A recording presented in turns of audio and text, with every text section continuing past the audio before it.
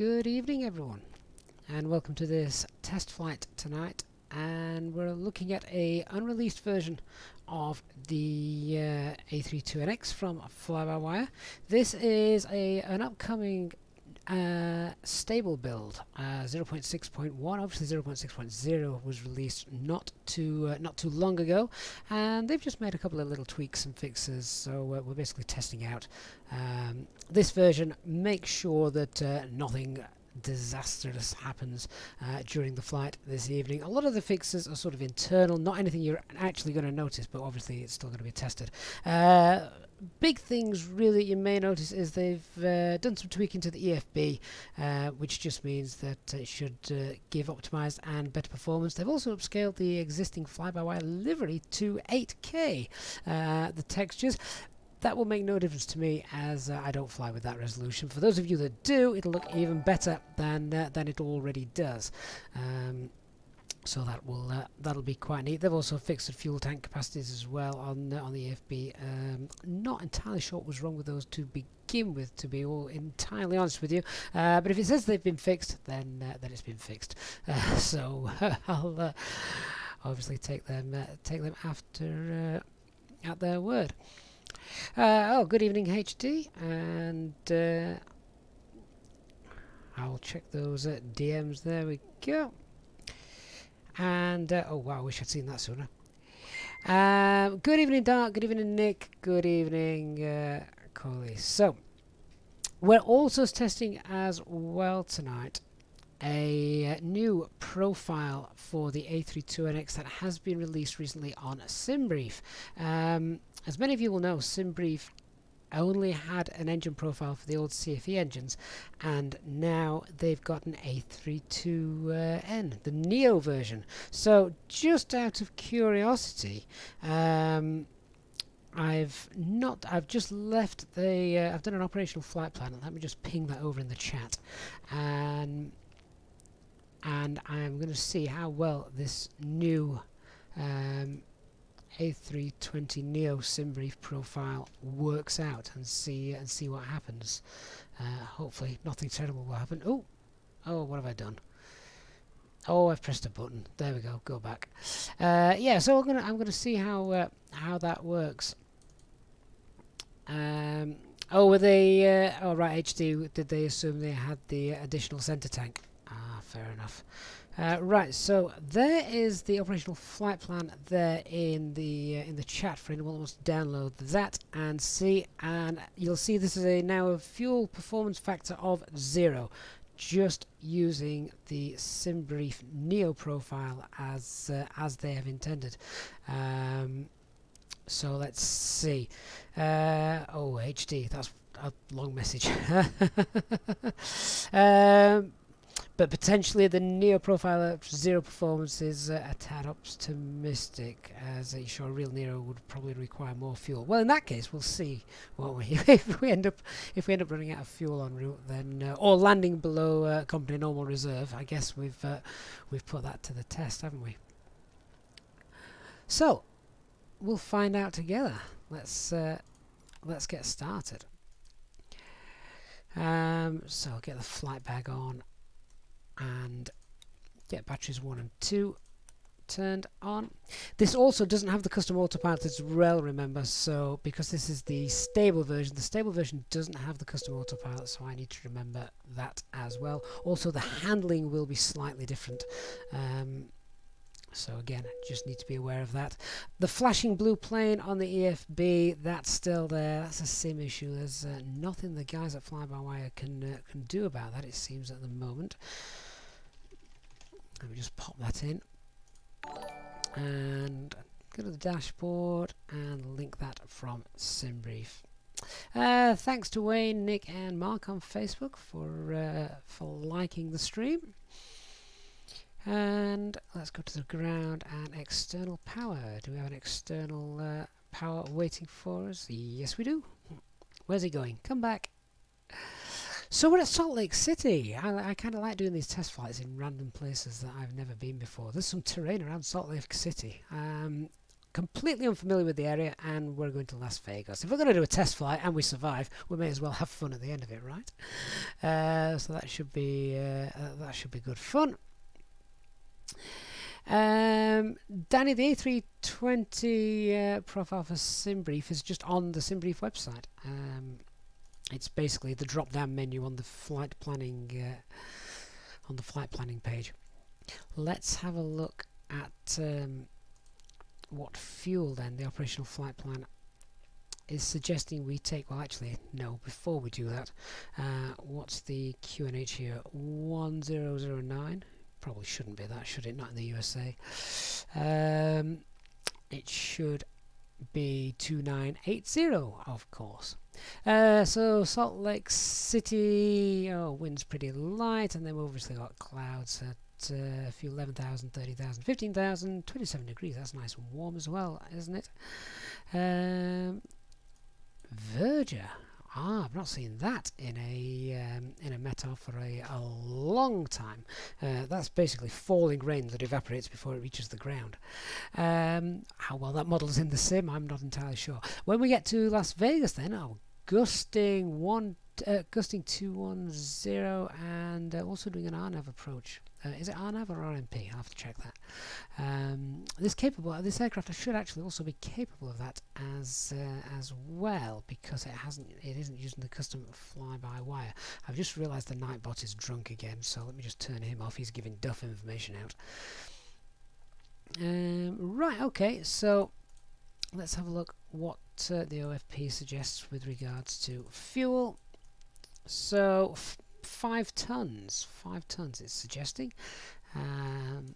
Let's see what we can do. So if we go to the fuel page and obviously defuel, let's take 5.5 just to be certain.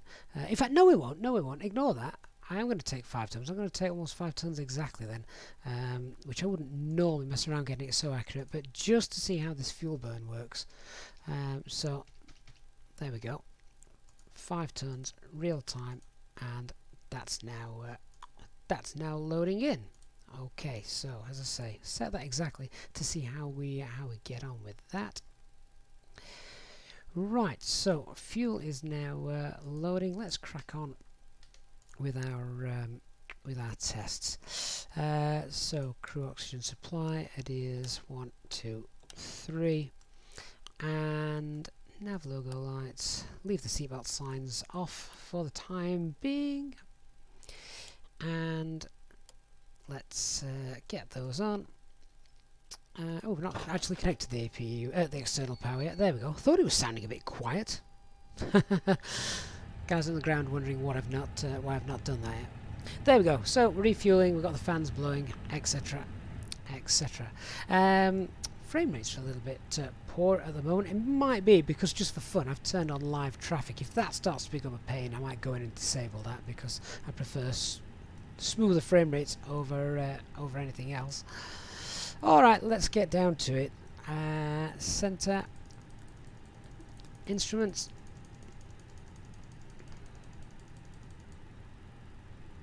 And 1009. Oh, good evening, Matthew. I'm on a plane I know how to fly this time. You'll be pleased to know. Right, 1009, and AdSkit is turned on.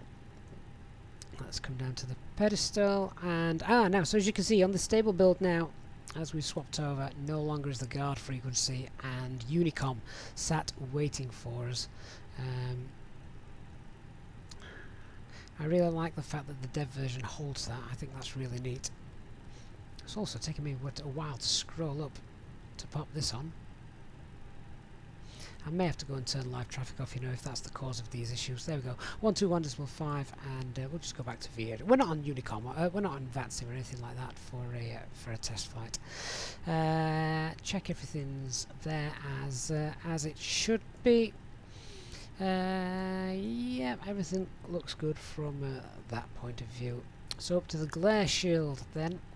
And do you know what, guys? I am sorry. These frame rates are killing. That live traffic's killing me. I'm going to go and get rid of that. So let's just go to General, turn it off completely.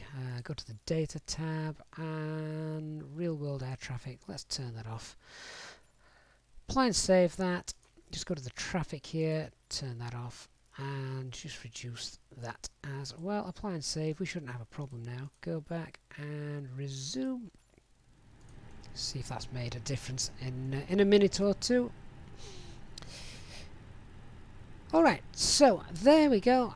Let's continue. So glare shield, flight directors 1 and 2 coming on, and turn the brightness up as well. Over to the main instrument panels, we'll turn up the brightness on those. Primary flight display, navigation display, and turn up the ECAMs as well. Really, I'm suffering with frame rates this evening. Don't know what is causing that. And one of the things in this new build is the optimization of those should actually... Oh, hang on, I know what was causing the frame rate issues. It wasn't anything at all to do with the live traffic. I could probably put that back. You guys may have noticed, you know, you can pop out screens. So like I just popped out the EFB screen there to type into it. If you've got another screen open, just, I don't know if you can see that on the screen, it actually reduces those frame rates quite a bit. Let me close that down now, and now have a look how much smoother that panning is compared to what it was with the other screen open. So that was it. I got that open on the other monitor, so so that's why. Oh, right, mystery solved. That's a lot easier to use. Iris alignment then is in about 4 minutes time. Let's come down to the McDo, turn the brightness up on that, and Atsu. Pull this information in from Simbrief. Oh, weather request, wrong button. Init press, init data request. So, Salt Lake City to Las Vegas. Viva Las Vegas. About 1 hour's flight time. And we're obviously defueling at the moment. So, whilst I'm happy with that, let's start getting our passengers on board. It's a test flight, so the alcohol can flow freely. And HD can just use the soft ruler tonight as opposed to the hard one. Cabin crew, we're happy to get going now, so as soon as you're ready, you can open the doors and start letting passengers on board.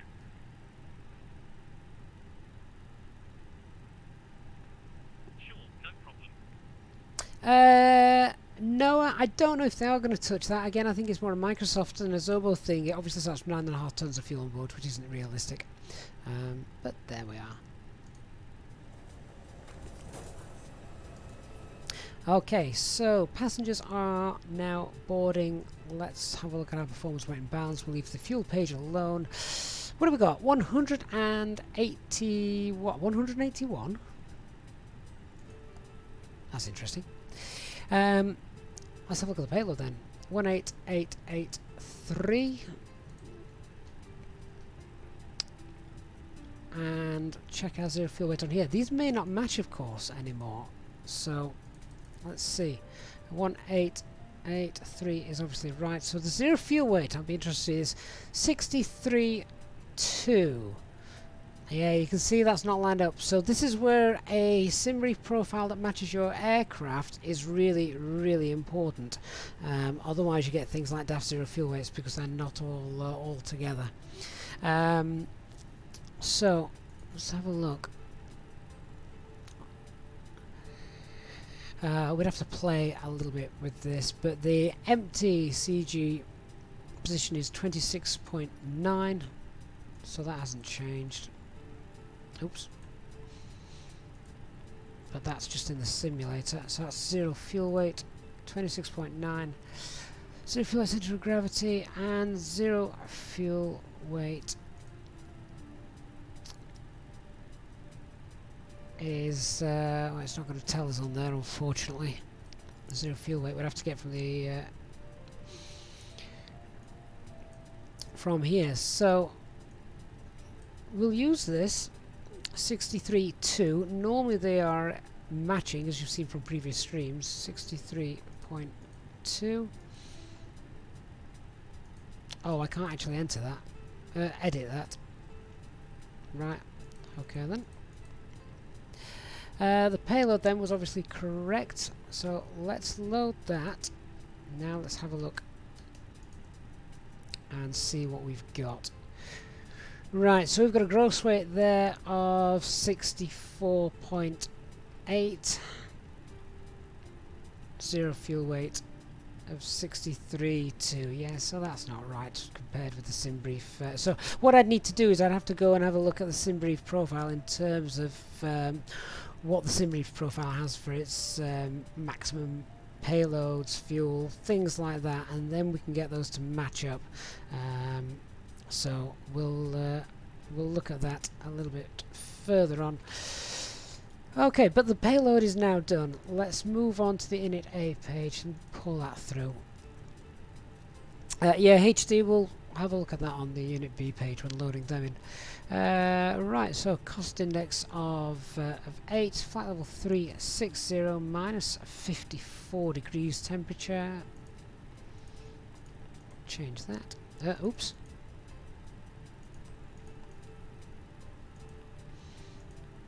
There we go. Tropopause is 39253. 39253. And there we go. Alright. Init A is all done. Flight plan. So, departing Salt Lake City tonight from, I think it's 16 right? Is that right? No, 16 left. 16 left. And what star are we using? It's a Zion star, I think. Zion Zulu 1 with a transition out to Esco Hotel Kilo. And insert. There's some terrain to clear as well out of Salt Lake City. Say I'm unfamiliar completely with this area, just what I've seen on the charts briefly whilst loading in. So it's the Chow 1 arrival to Las Vegas, 19 left. So RNAV 19 left, Zulu Chow. And is that going to be via Penn? Let's have a look, shall we?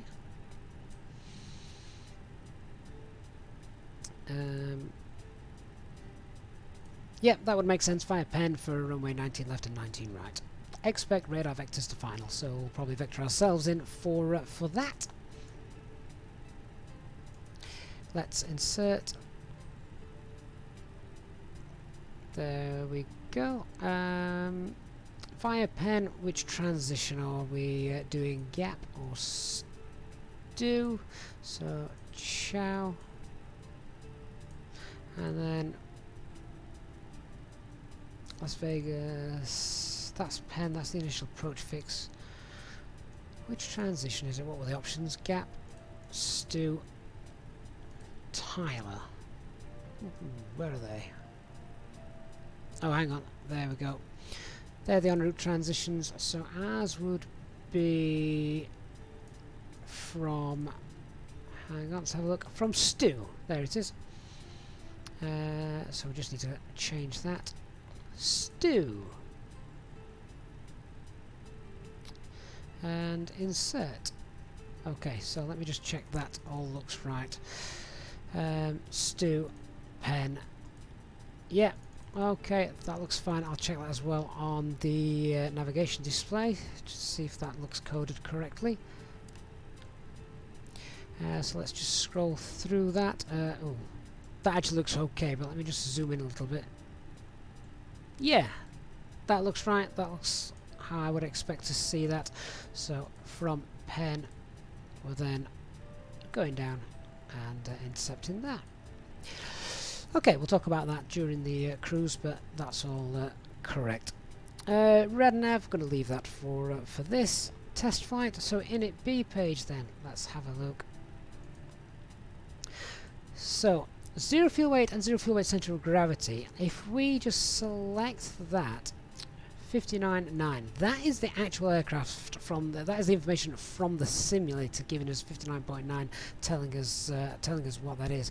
You could of course then change that from the OFP, which is 63.2, and because they're just not right, then I'm inclined just to go with the simulator, because this is what the simulator has got, and the simulator's weights. The operational flight plan is not yet synced. The operational flight plan's Simbrief profile isn't tailored to this aircraft, so I'm just going to go with these figures just there.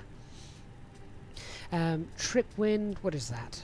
Headwind of 34. That's slowing us down on the test flight, but it gives us more time to drink, doesn't it? Okay, fuel planning. This is going to be interesting. So, 5 tons, the OFP says. 4.8. Right, what did we take? We've taken 5 tons exactly. So, let's select 5 tons. See what that says. Right, takeoff weight 64.7. Let's check the takeoff weight. Takeoff weight. So, this was telling us we were actually going to be heavier than what we are. Well, that would make sense given the higher zero fuel weight. Right, okay. What I'm really interested in today is obviously how the aircraft flies and how the fuel burn works. That's essentially what I'm testing this evening. The alternate, that's got 1.4, and on here, oh, that's actually spot on, isn't it? Look at that. The alternate's correct, so we'll see how that fuel burn does work. That goes as planned. Alright, takeoff performance page then. Transition altitude here in the USA. 18,000 feet. Oh, not that high. What's the airport elevation? Airport elevation is 4231, so 5230. Yeah, that's fine. We'll go flaps 1, takeoff. Let's have a look at the takeoff performance calculator then. So, where are we? Salt Lake City. Kill Salt Lake City, get the meta. What was that takeoff weight? I've completely forgotten. I should have scribbled that down, shouldn't I? 64.7 is the takeoff weight. Let's have a look then and see what we get. 64.7, runway 16 left. We will use the full length, and I'm just going to presume that's correct. Which actually, quick check, it should be 3658. 3658, that's right.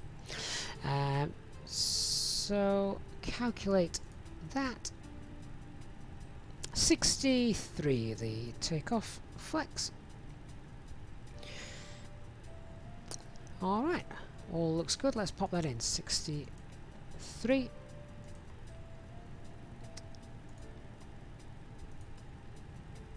And let's calculate the V-speeds then. So, V2, 136, VR, 132, and 131. Takeoff performance is complete. Alright, let's do a quick briefing then. Not going to go into too much detail given the test flight, but we're parked over here, so we're going to push back and taxi obviously then to the start of runway 16 left on the departure. We need to obviously be above 7,000 feet. I'm just going to check the coding of this departure as well. 7,000 feet above 9,000 feet again. Opto. Remember the airport elevation is about, is it 3,000 feet or 4,000 feet I think it was. So these may look like really high altitudes given the distance, but they're not really. So we're going to have no problem. And there's the end of the departure. Enoch 117.3. I could pop that into the RadNav page if I wished, if I was doing things properly for tonight's flight, but there you are. Alright, so that's our departure, the Zion 1. No speed restrictions or anything to mess around with on there.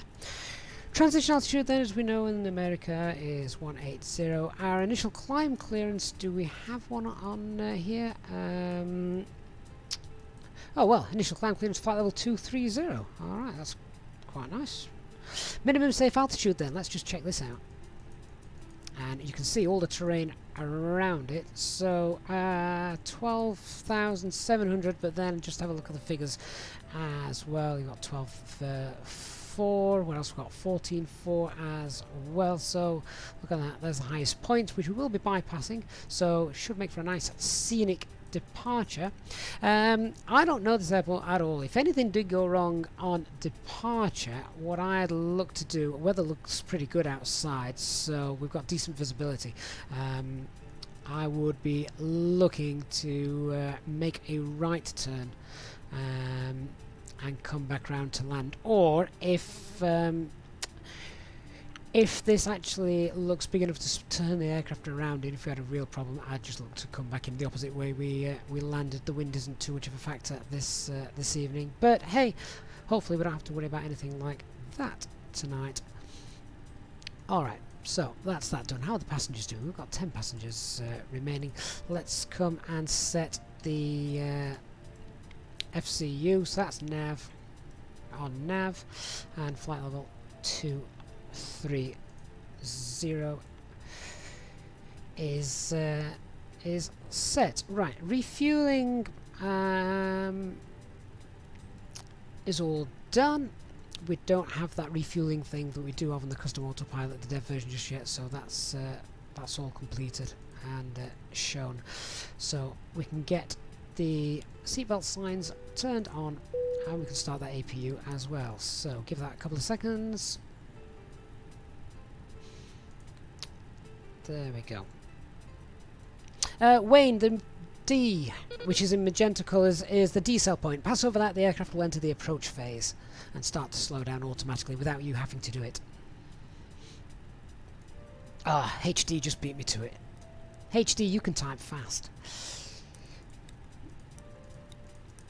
Fuel pumps on, and passengers are now all on board. So let's just have a quick look at where we are taxiing back from. We're going to push back in a few secs, and oh wow, there we go. So taxiing back, nice, really short taxi, and there's our departure runway. Just so we're not actually alone, now I've discovered the problem with those frame rates that I had because that window opened. Let's put the traffic back on, shall we? We don't want to fly completely alone. We'll go real world air traffic, pop that back on, apply and save, traffic, real time online. There we go, apply and save. Go back, resume, there we go.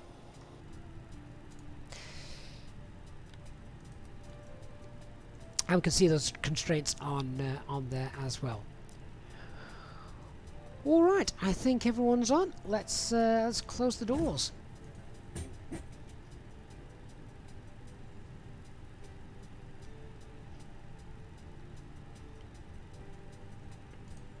Hi Captain, all passengers are on board and doors have been closed. The drink cart is fully loaded and all liability forms have been signed. We're about ready to go. Good luck with the test flight and please get us back in one piece. Thanks a lot. Okay, so the APU is running. We've got APU bleed on. Get rid of the external power. HD, is it your birthday? You kept that quiet. And you spent the day answering questions on Discord, on the Discord server.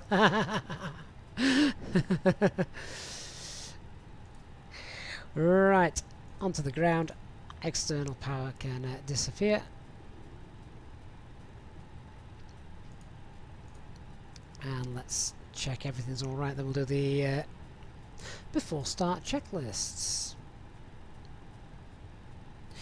Alright, so everything looks good from this point of view. Cockpit preparation is complete. Signs are on and auto. Ideas are aligned. Let's just check we've got that 3 nav green. Ah, HD was last week. And you've still got leftover birthday cake. Oh no, it was your wife's. Yes, of course it was your wife's. I'm sorry. Wow, that must have been one big cake. That wouldn't have lasted a day in our house. Then again, we do have a lot of mouths to feed.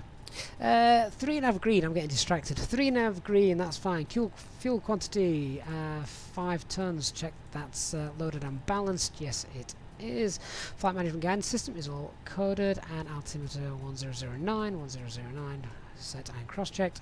Set and check, that is the same on there. Yes, it is. All done. Excellent. Right, let's get those doors armed and let's hopefully have an enjoyable flight to Las Vegas. Cabin crew, please arm doors and cross-check.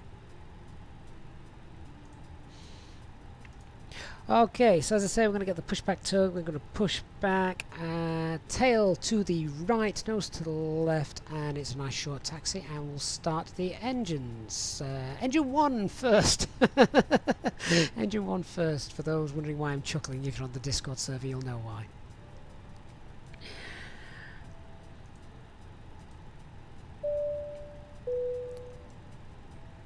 Ladies and gentlemen, this is your captain speaking, and on behalf of the fly-by-wire development team, I'd like to welcome you on board this fly-by-wire test flight in the Airbus A32NX. Today, we're going to be testing out some new systems, so I invite you to sit back, relax, and enjoy the flight. A reminder that this version of the Airbus is not yet available for download. All of the new systems will shortly be merged into the developer build and the upcoming experimental version. For now, please listen to your cabin crew, get yourselves sat seated with your seatbelts securely fastened, and as the ground crew finish loading the last of your luggage into the aircraft, we look forward to a safe, smooth departure, and we hope you enjoy your flight. Once again, on behalf of the Fly-by-Wire team, thank you very much for choosing to fly with us today, and we look forward to delivering you a safe and pleasant journey. Okay, so let's just run the before start checklist below the line. Windows and doors closed and armed. Ecam status all normal. I can't wait to see the day that I check that and it doesn't say normal. Mobile phone is not off. Parking brake is on. Okay, let's get ready to push.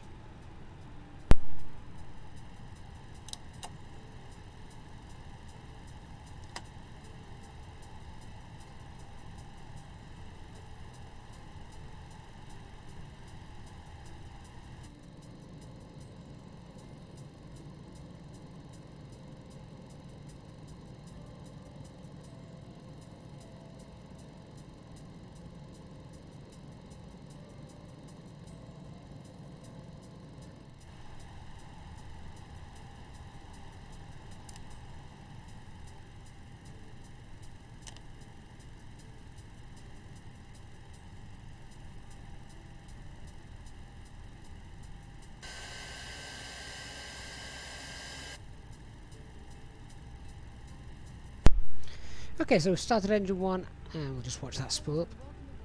As we prepare for departure, we ask that you pay close attention to the following important information about this airplane. Your seatbelt should be fastened whenever the fasten seatbelt sign is illuminated. To fasten your seatbelt, insert the metal tip into the buckle until you hear a click. To change the length of the belt, adjust the strap. To open the buckle, lift the metal flap. All emergency exits are clearly marked. Take a moment now to locate the exit nearest you. Emergency exit lights are located near the floor in each aisle to assist you to an exit. As you can see, this aircraft has 6 exit doors. 3 doors are located on the left side and 3 doors on the right side. Each door is equipped with an automatic slide. In an emergency, flight attendants will inflate slides from all safe exits. In the event of an evacuation, move quickly to the exit nearest you and jump into the slide. Leave all luggage behind. After you reach the bottom of the slide, move immediately away from the airplane. Our cabin pressure is controlled for your comfort. If a change in pressurization occurs, oxygen masks will automatically drop from the small compartment above your seat. If this should happen, immediately extinguish all cigarettes, remain in your seat, and pull the nearest mask to your face until the pin is released and the tube is fully extended. Place the mask over your nose and mouth. Adjust the elastic head strap and breathe normally. If you are traveling with a child, secure your own oxygen mask first, then assist the child. Continue to wear the oxygen mask until instructed to remove it by a crew member. A life vest is located under each seat. To use it, pull down on the tab to open the plastic bag which contains the vest. the vest and hold it in front of you. Place your arms through the straps, then slip the vest over your head. Pull down on the straps to extend the back flap. Pull the straps outward until the vest fits tightly around your waist.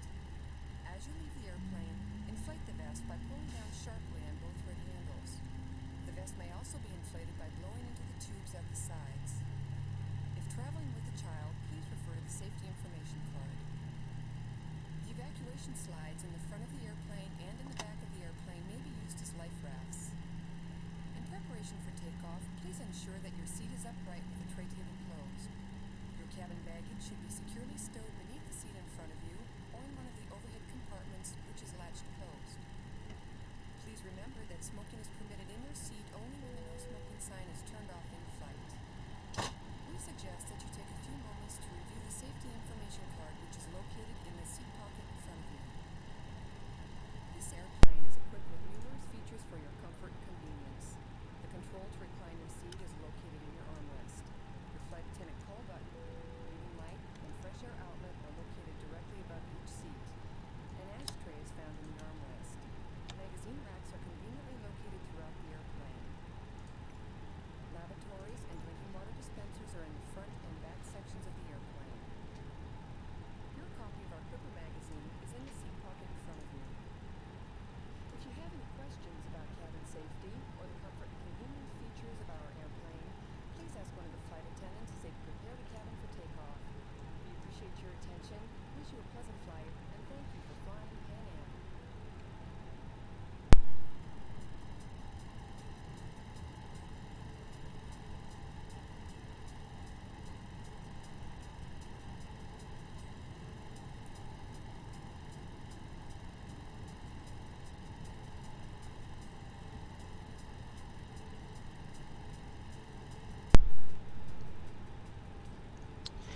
Okay, so we've run through everything we need to do, and we'll just do the after start checklist. Anti-ice is off, ECAM status checked, pitch trim 27.1, rudder trim 0. We're ready to go. So pushback is now clear. Let's get the taxi light on and remove the parking brake.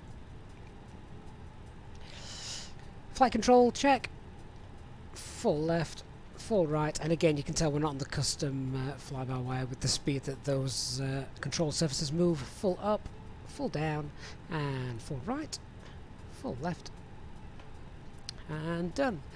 Lisa Broad, you were listening to the safety cabin announcement.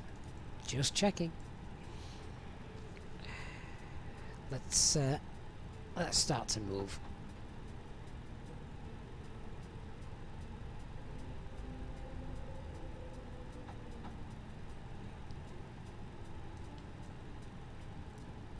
So, who was listening to the cabin safety announcement? Which airline was that from?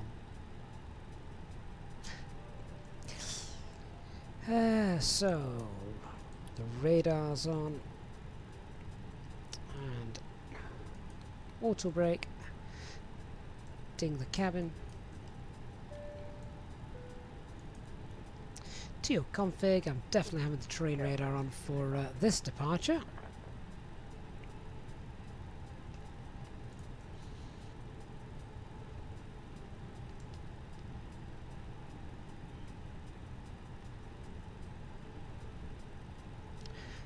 Okay, departure briefing then, just quickly go over that.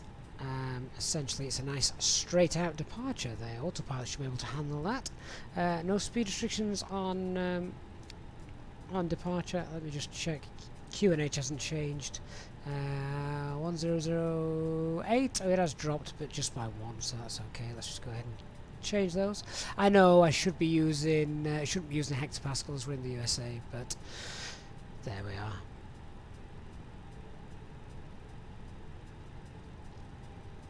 Departure matches what we've got on the FMGC, and our stop altitude is flight level 230. We need to remember to go standard pressure shortly after takeoff, of course. So before takeoff, checklist to the line, flight controls have been checked. We've done our departure briefing, flaps 1, FMA, takeoff data, 131 blue, 136 magenta, climb nav blue, 23,000 feet, or flight level 230 as it will be, 1 FD2 and 63 the flex. Transponder is set. ECAM memo, takeoff, no blue, electronic flight bag is stowed.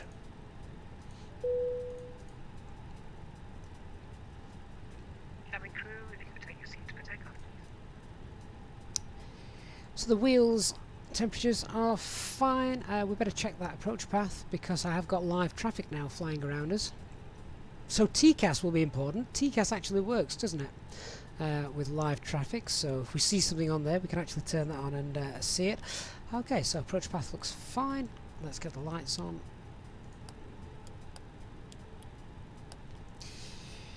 And let's set transponder on. TCAS TARA tilt above is already set. Packs 1 and 2 coming off, anti-ice not required. Okay, let's roll out onto the runway.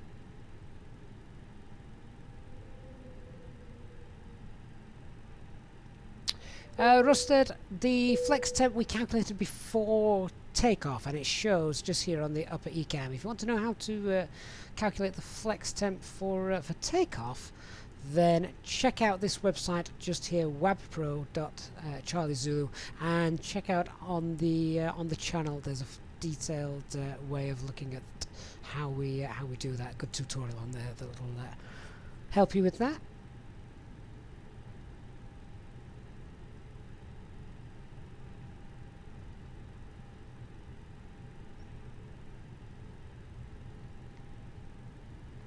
So guys, before we take off, if you haven't done so already, please do consider just hitting that like button for me on the stream.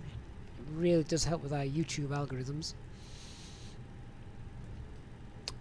That looks like one hell of a bump. Oh, is this rendered correctly, or are we going to have one of those instant Harrier jump jet takeoffs? We'll find out in a moment. Okay, right. So, before takeoff, checklist below the line. Cabin is secured for takeoff. Engine mode select is norm. TCAS is TARA. Tilt above. Packs are off. Anti-ice is off. Let's go. So, start the chrono. Set 50% and 1. And we've got stable thrust, and let's set takeoff thrust.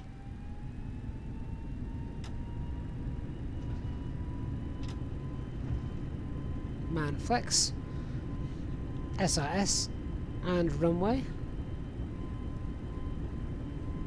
Just realised my thrust detents aren't set properly for this version.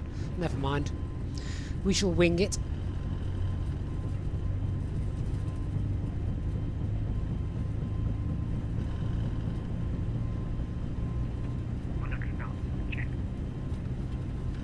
A little bit of rudder being used to hold that centre line. That's a nice tailwind for takeoff, isn't it? V1 and rotate.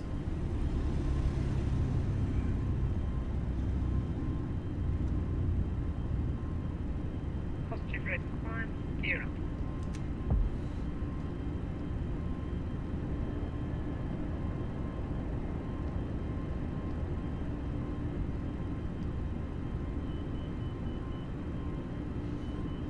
That's the inner marker. You may just be able to hear beeping there, nothing to be alarmed about.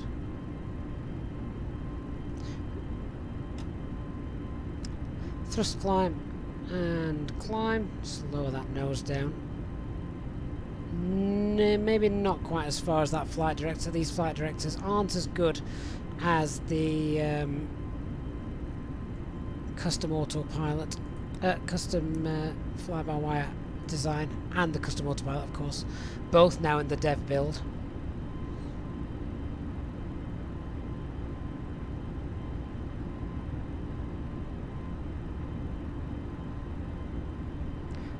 So we'll just pass S speed in a moment, and then we'll get the flaps up.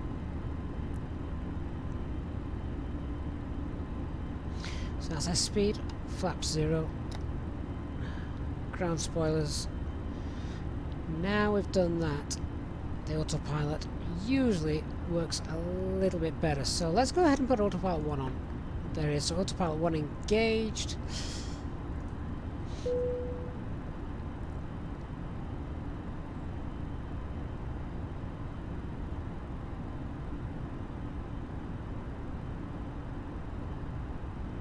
And now I'm just watching how that climbs. I want to see what happens when we get to 250 knots.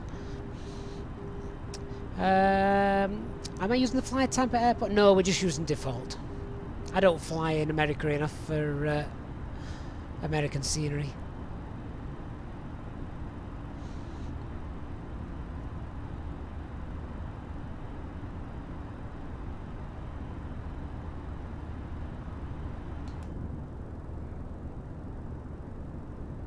And to be fair, that default scenery looks pretty nice just there.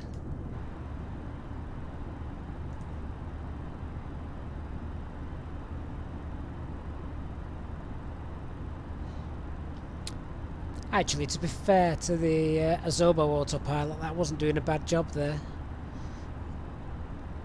Just following the flight directors, obviously lowering the nose a little, passing 10,000 feet so we can climb.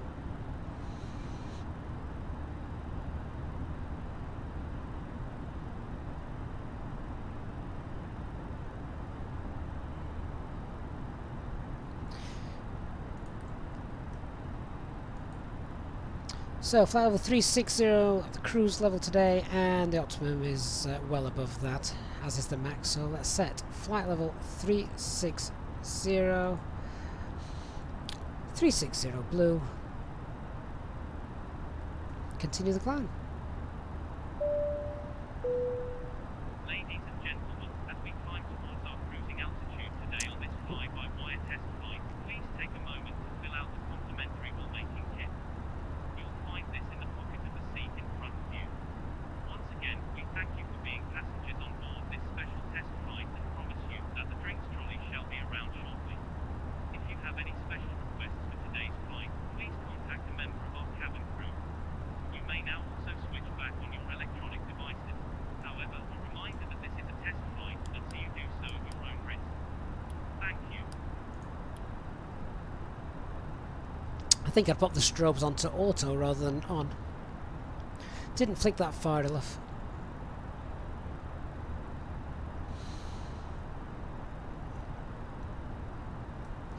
Right, I believe we're well above minimum safe altitudes now. Yeah, we're fine.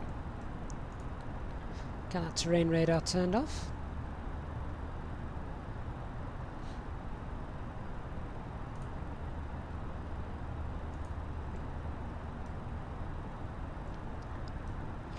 And we can release the cabin crew. And just check that temperature. Let's get the ice on as well, shall we?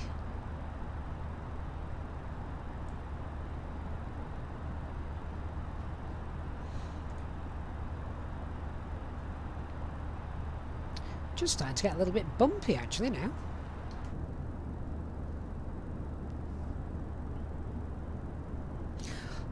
Although I obviously fly in Europe most of the time, with the exception of long-haul Mondays, mileage Monday flights, I do like the scenery that America has to offer.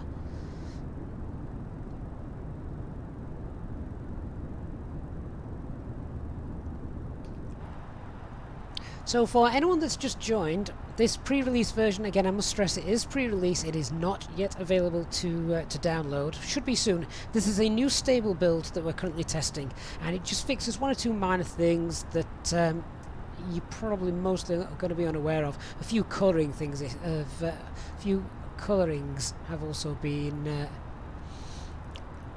changed as well. I don't think we can see those down there, but as well as that, the EFB has just been optimised a little bit more, just to give again a bit better performance with frame rates, etc. The fly-by-wire livery textures have been upscaled, so they're even nicer now.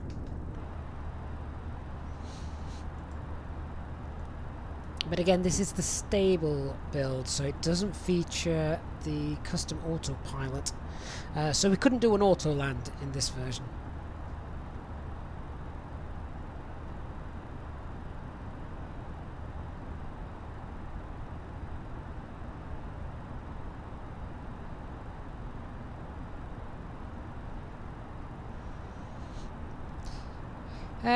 Right, have I missed anything fun in the chat? What you guys been talking about? All male cabin crew.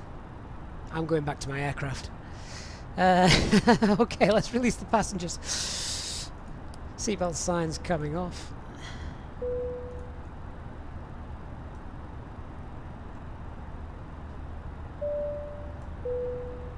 Ladies and gentlemen, the captain has now turned off the seatbelt sign and you are now free to move around the cabin.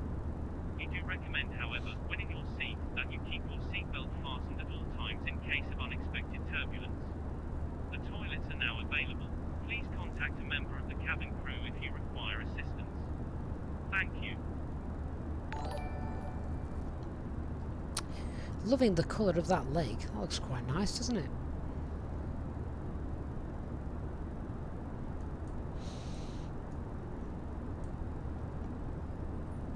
Hello, why have I switched to the stable build? Because I'm a QA tester for fly-by-wire. I'm quite privileged to do that. So we just test new releases that are coming out, and this is a new release that will be along shortly.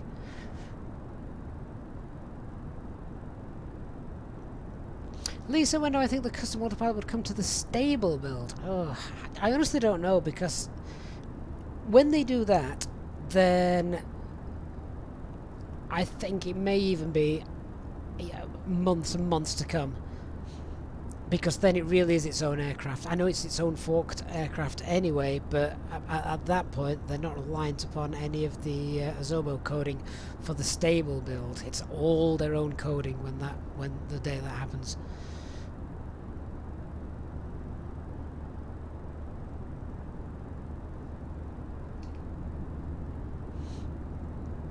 There we go, starting to fly into that cloud layer.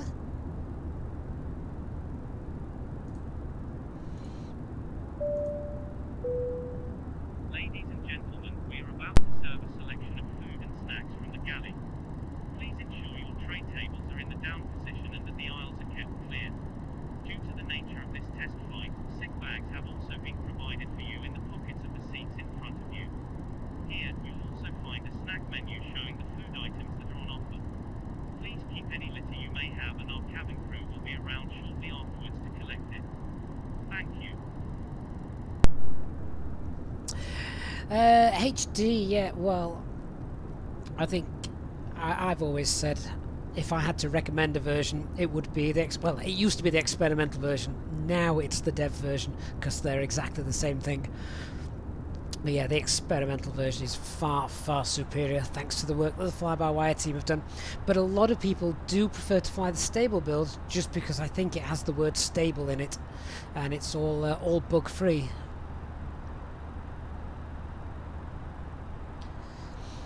But yeah, the stable build, sorry, the dev build is far, far superior. Whichever build has got the fly-by-wires work under the bonnet. Wayne, strange to see a blue engine out there. yeah. Just looking at that fuel flow during the climb, 1.2 tons each.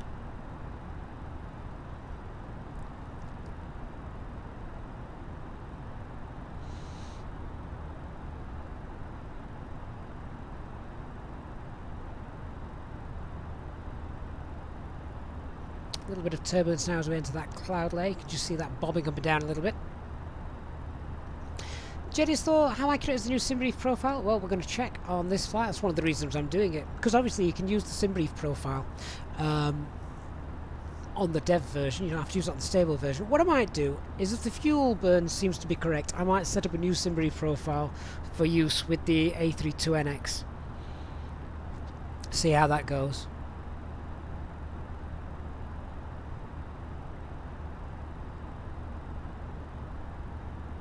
HD, the dev builders looked fine from the streams, but every system is different. Yeah, I've never had a problem with the dev build, or the experimental as it was previous to it. I think it's absolutely genius, and the autopilot, the autopilot is far better, and just the handling of the aircraft. We've seen the flight control surfaces on this are rather quick. So I think HD, the fuel flow on this version is exactly the same as the dev build. The only thing difference under the bonnet, so to speak, with the stable build compared to the dev build is it doesn't have all the latest features, but things like the fuel flow, that's fine. That all works. But things you don't get is the custom autopilot, so it's not quite as nice. As we saw there on takeoff, the flight director, after passing thrust reduction acceleration, the horizontal green bar on the flight director almost wanted me to fly completely level. So if you've got the autopilot on at that point, it'd just pitch your nose down. The custom autopilot from the dev build doesn't do that. It obviously lowers the nose, but not to the same degree.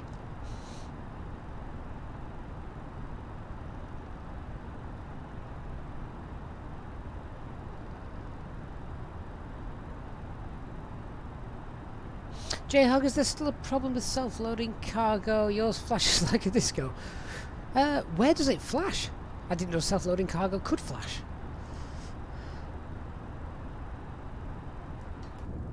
This cloud layer's ruining my nice views for the flight, isn't it?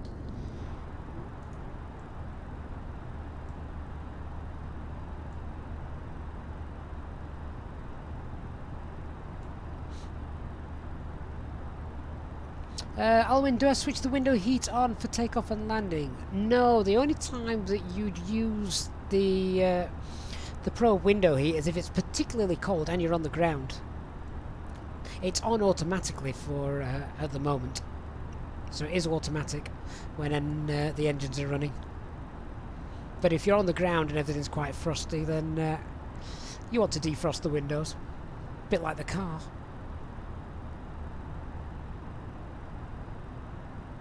Wayne, I've just explained one of your previous plummets. I think we've all experienced those. Right, so that's Mac Alt Star coming up.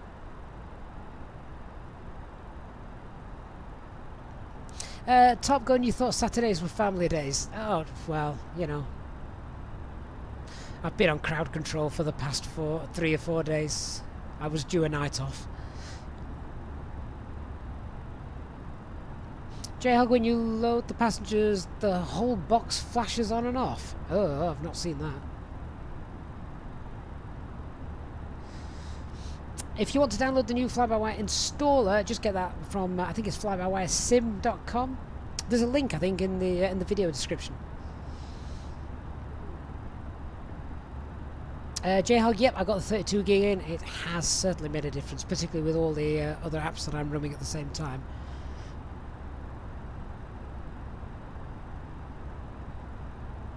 And there's Alt Cruise. And we're at our cruising altitude.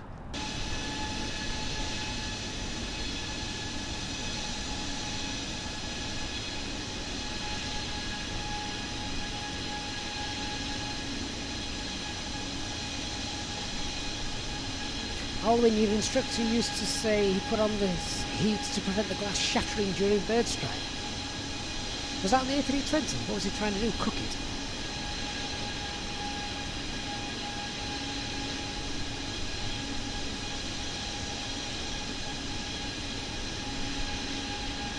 Having said that, even with 32 gig of RAM now in, you can see those frame rates have dropped, and it does this all the time when flying through this high cirrus cloud. And I know I'm not the only one to get that. I just don't think the cirrus cloud is optimized correctly. You can be flying through the world's worst thunderstorm and big thick cumulus clouds, and it flies far better.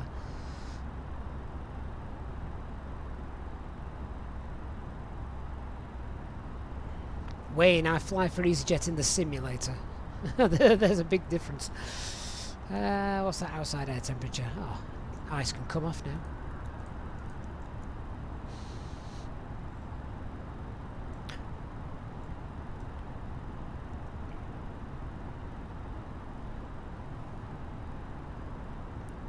Right, well, in terms of this approach then, we're at cruise level? We are at cruise level now.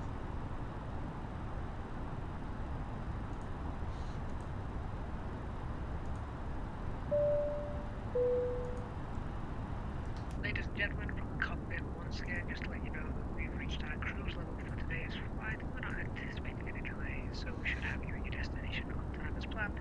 As the cabin crew make their way around the aircraft, please make sure the aisles are clear of any items. Allow your mate to sit back, relax, and enjoy the rest of the flight. Thank you. So let's have a look. So it's the Chow 1 arrival for runway 19 left. And at Chow we want to be at flight level 190 or below. And then we've got these restraints here, which, in fairness, if you pop the aircraft into manage mode, it would still respect these.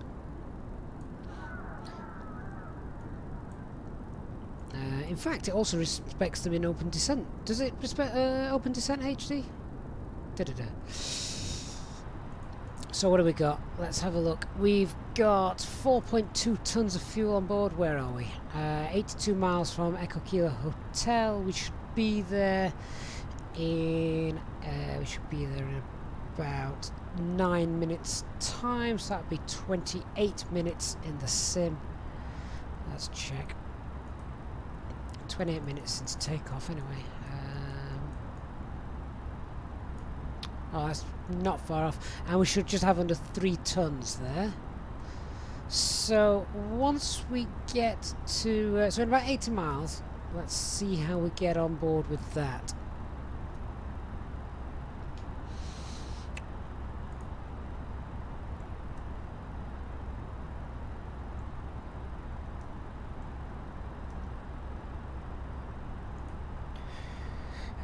Right, so we want to be 190 at Chow, and then on our way down, respecting these constraints here, of course. So we want to go 190, then we want to go 10,000 feet, then down to 7,000 feet at Foof. I love the waypoint names. And then, of course, at Pen, we want to be at 6,000 feet, and that's mandatory at 6,000 feet. And then the approach, let's have a look. At the final approach point, Cooper. This is this RNAV? RMP approach? We want to be at 3,500 feet. Now, in theory, final approach should work on this because it's not the fly-by-wire team's handiwork with the autopilot, it's the default. If it doesn't work, I need to be ready to pull the descent FPA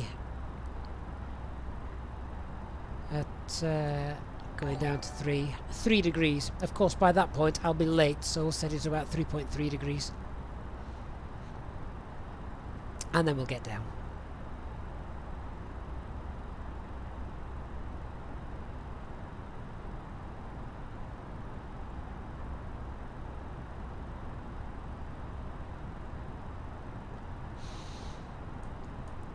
But that was all coded nicely as well. So we just need to obviously check these altitudes as we're stepping down. American airports like stepped descents, don't they? They're not always they don't always have continuous descent profiles. Christian, good evening.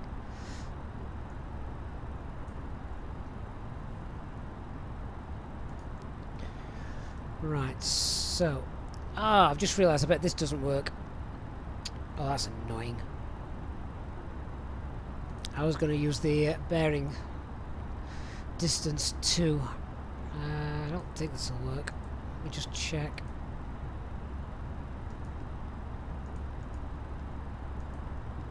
Nope. That's where that would have been useful. Okay. Let's just zoom out on the display there.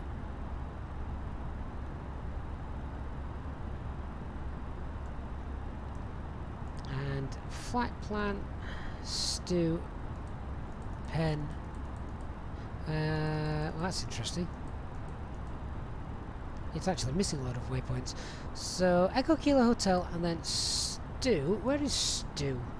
Where's Stu?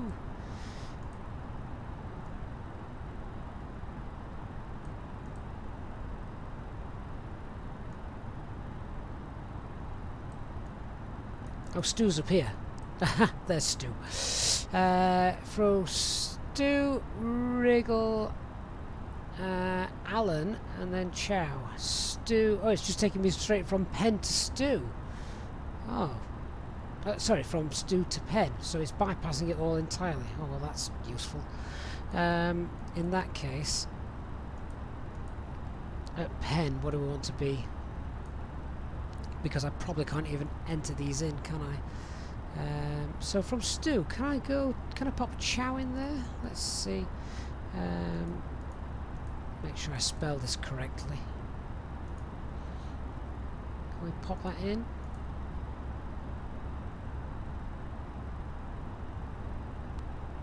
Oh, there it is, I think. Let's enter that. There we go, we've now got a Chow. Right, let's just see if we can enter a couple more. We don't need to enter all of them in. We're not on VATSIM doing a full approach. So after Chow, then let's enter Foof. Just because I like the name of it.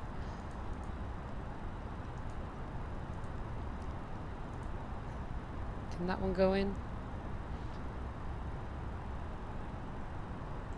Oh, I see. This is going to do what it often does. So I can only enter one extra waypoint. Right, if I'm going to enter one extra waypoint, ignore that, and we'll have Chow in there. In fact, actually, no, we won't. No, we won't. We'll have Foof in there because we want to be about 7,000 feet by Foof, so that would make more sense. It's deleted Stu. I know, HD. Right. Well. Let's put Foof in. Foof's probably more useful to us because it's closer to the airport.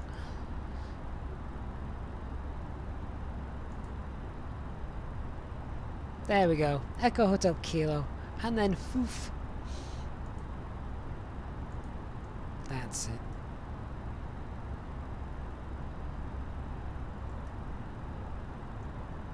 Oh, it'd be nice when all these things work properly, won't it?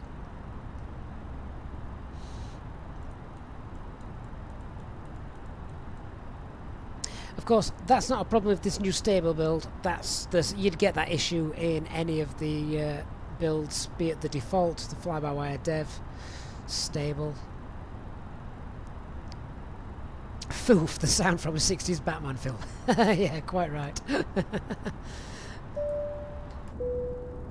Ladies and gentlemen, we are about to commence serving our alcoholic drink service throughout the cabin.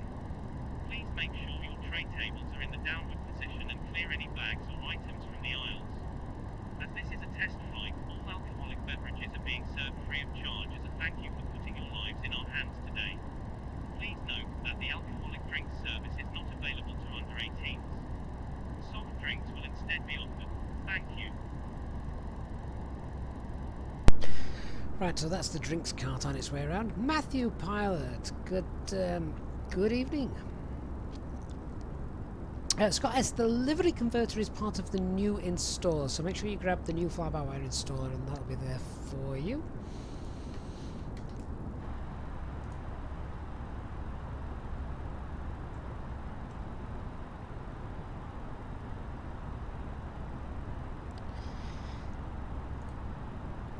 Okay, so So, let's grab some weather, shall we? McDo's already shouting at me, look. Hatsu, AOC, weather request, let's see what's happening in, Las Vegas. So I'll just take a minute or so to come through. Just watching for that ECAM memo.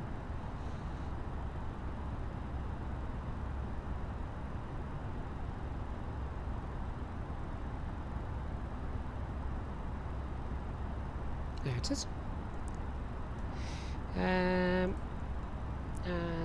messages received. Meta. This is going to be like 9 lines long, isn't it? They always seem to be longer in America for some reason.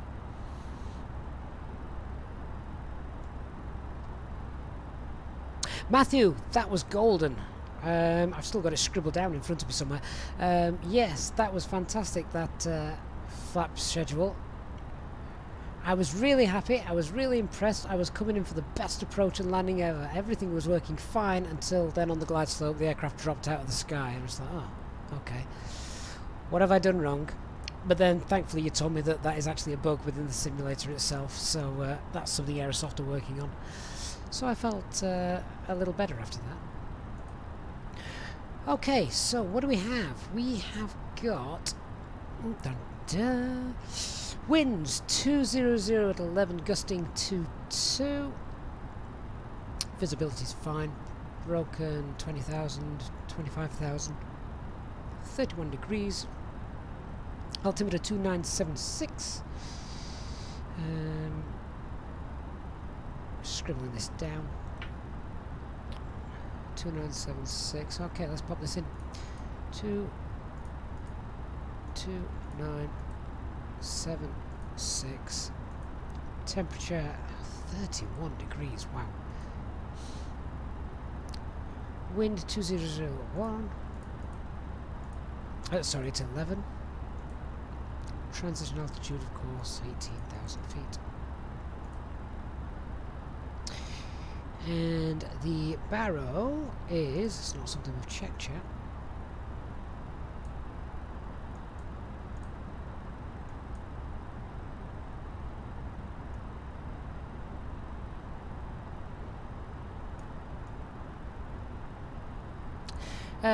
Barrow is, oh, the RMP is this, oh, do I need to actually check how accurate the GPS is? You should do that anyway, shouldn't you? Estimated 0.07. I don't think that actually changes, does it? So, can we go with 2470?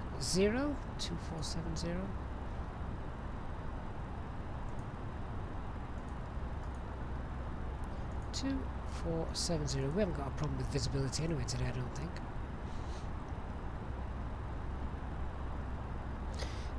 There we go.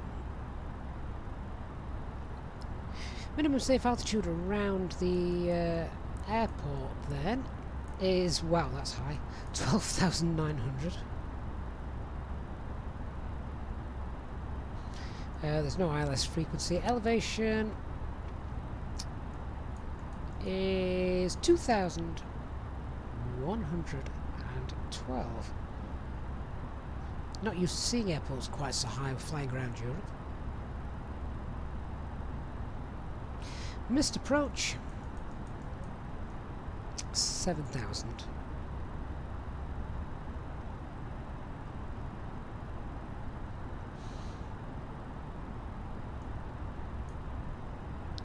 And we're all set.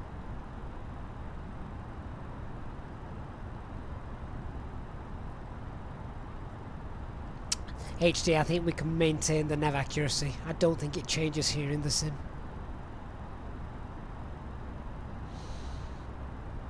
Would be nice if it did. Even if it just fluctuated a little bit, that would be nice.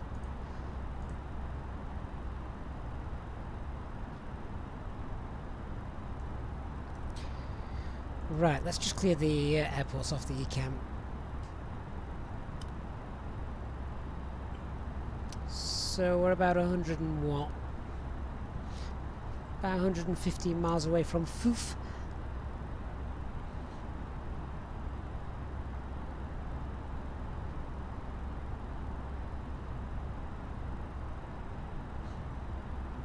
Wayne, can we have an external view when we get to the Foof waypoint? You want to see if there's a big talcum powder explosion out there.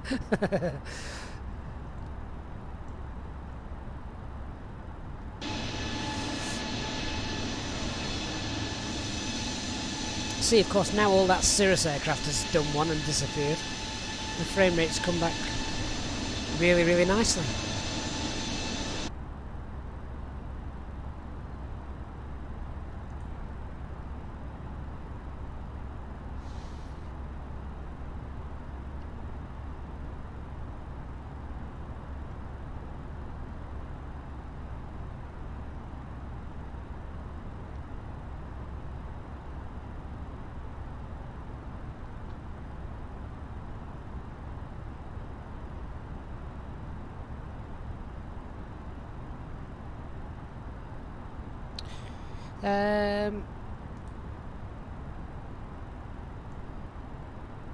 No, can I read the METAR for you? Yeah, hang on. Where's it gone? Oh, it's on the dashboard, isn't it? So if we can just see that. So we've got Las Vegas 01190. So the 11th and 1956 Zulu, winds 200 degrees at 11 knots, gusting 22. Visibility is 10 statute miles. And then the cloud cover is scattered 150, so that's 15,000 feet. Broken 200, 20,000 feet. Broken again 25,000 feet. Temperature is 31. The dew point is -1. Altimeter 2976. And then the rest of it are to do with remarks, which you normally find in the NOTAMs, I think. There's nothing there that's going to cause us a problem. Occasionally what you also get sometimes is things like runway visibility range, but the visibility is absolutely fine tonight. So that's not an issue for us.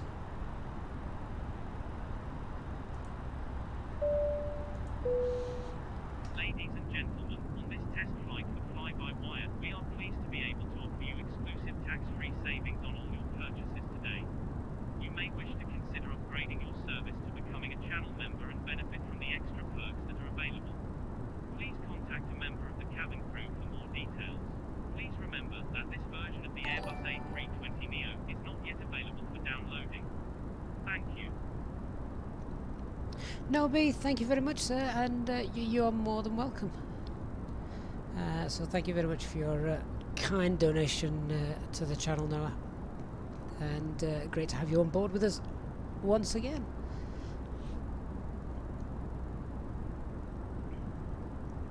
So not long until we start heading down.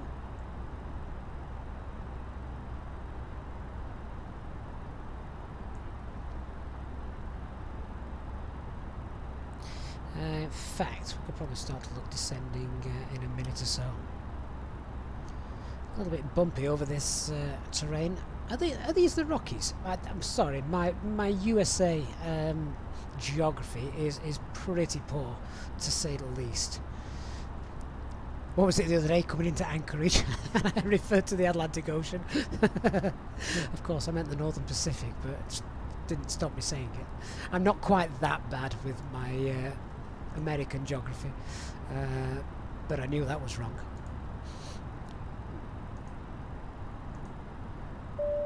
Hey Farron, good evening.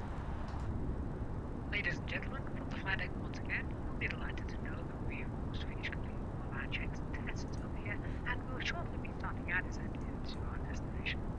At which point, cabin crew will start to prepare for our arrival. So if you could please make sure all the eyes are clear and assist the cabin crew as they start making their way around the aircraft, it would be most appreciated.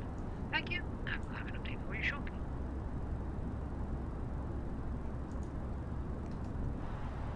Okay, so we're going to head down to we'll go down to 10,000 feet to begin with. So we're going to set. Oh, turbulence! I even missed the I even missed the altitude bug then with the turbulence. Okay, we'll go open descent, set 10,000 feet, set the local QNH, which is 2976. Thrust idle, open descent, 10,000 blue.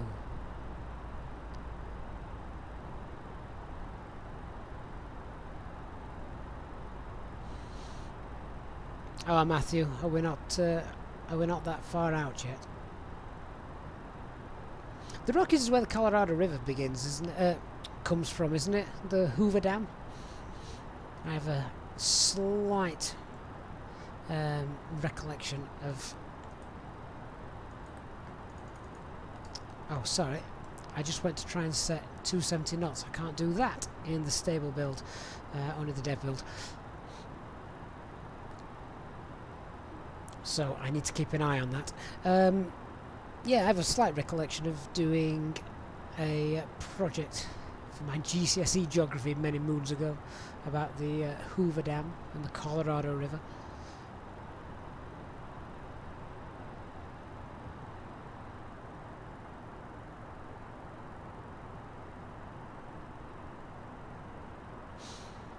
RB26 can do a flight from somewhere to somewhere. Sorry, I tell you, my knowledge of US airports is woeful.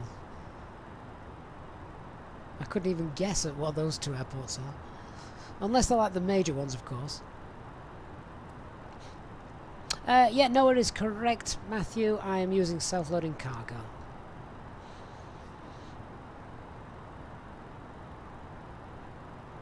So I just need to keep an eye because I can't set speed. I'm still in Mac mode. It's something I have to watch.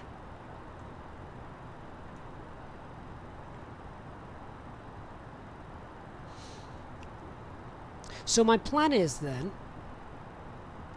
obviously see how the stable build works. But the plan is then we'll obviously fly the approach. When we get to Cooper, or about 0.3 miles from Cooper, we'll make sure we're at 3,500 feet. We'll try and go and we'll hit the APPR button. Try and go final approach. If that doesn't work, then we'll go nav and FPA, and we can just check. I've already checked and this looks fine, but I will double check now that final approach track on the approach in there looks good. From Cooper, D-lag, gift, and 19 left. Spot on. So nav mode should work for that.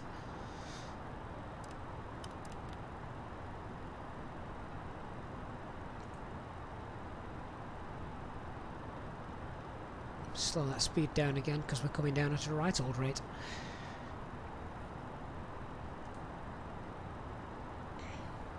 Oh, HD is 51 near here. Area 51 near here. Where? Is it blurred out on the satellite imagery? If you see a big blurry spot, is that Area 51?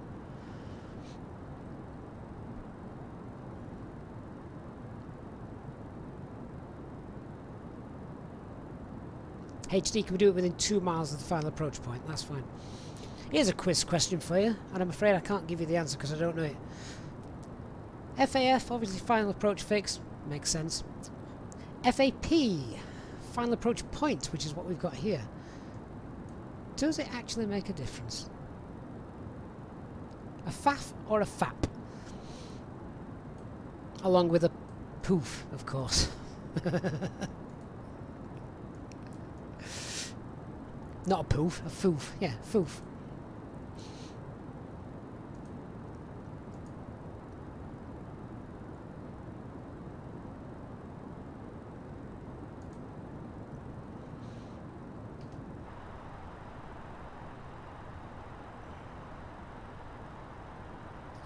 Nice clear skies for a test flight, that's what we want.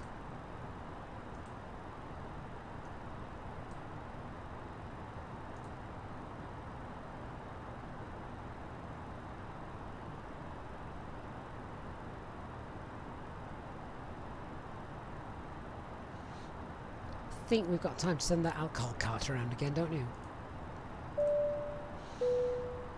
Ladies and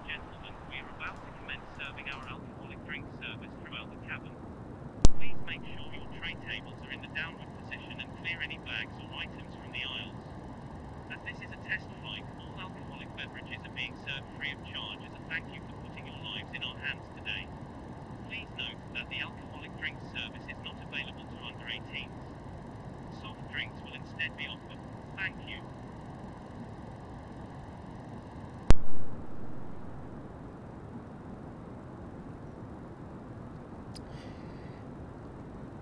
Oh, Matthew, that'd be great. I'd love to see those. That would be very interesting. Thank you. No, you also get final approach fixes on the approach glide path too.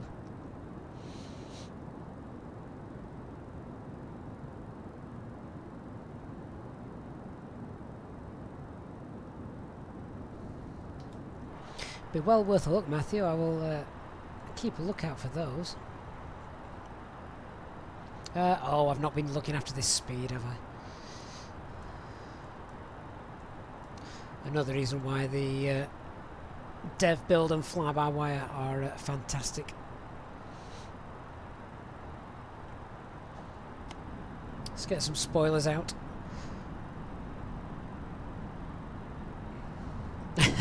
Wayne, rule of thumb, always do the fap after the foof.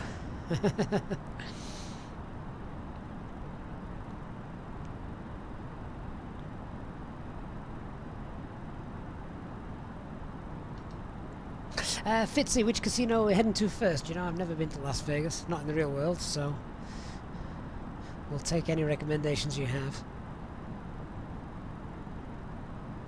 Okay, at Foof we want to be 7,000 feet. So we've got 10,000 feet to lose in what, 40 miles? Oh, we'll be fine.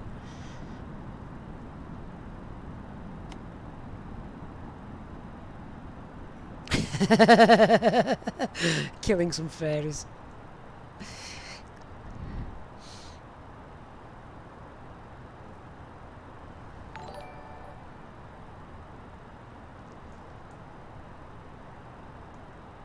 Thank you to the guys on Facebook for the follows and likes.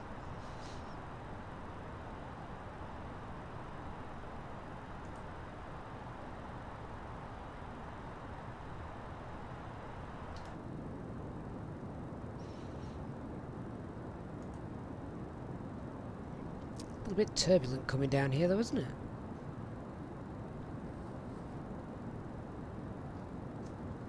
Okay, anyway, we've got the weather and the landing information, that's all in. The flight management computer looks to be set quite nicely. We've checked the landing elevation. Auto brake, I'm going to assume not required. It's not raining or anything daft like that. And what's the runway length? Oh yeah, the runway's a decent length, over 2,500 meters. That's fine. Auto brake not required.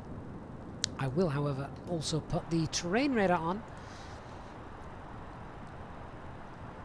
and just realised I've also not set the altimeter on the standby. There we go.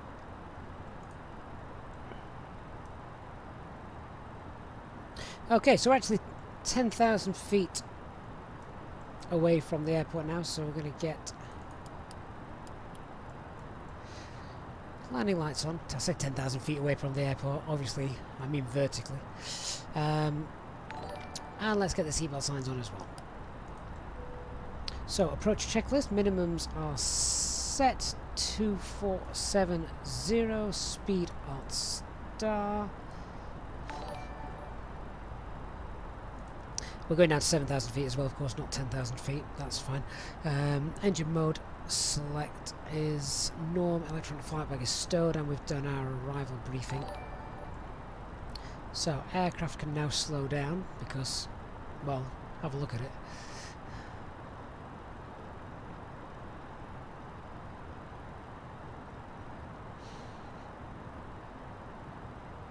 We need to lose a bit of speed, then we'll carry on down to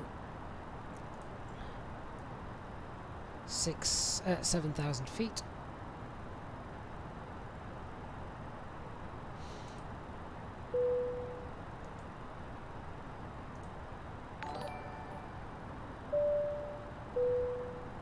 Ladies and gentlemen, the captain has turned on the fasten seatbelt sign. If you could please return to your seats and ensure that your seatbelt is securely fastened. If you are traveling with an infant, please ensure that they are secured safely using the infant seatbelt provided.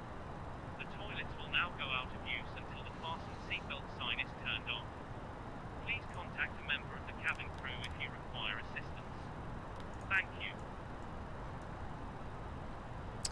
Okay, so let's start that descent now down to 7,000 feet. I'm going to use VS mode, I think. So set 7,000 feet, blue, and VS. There's no speed restrictions on the arrival chart, was there? Oh, there was. Well, that's okay. 220 knots at Foof. Let's roll that back. Michael Clark, thank you very much, sir, for your kind donation there, Michael. Very much appreciated, and good evening to you. Hope you're well.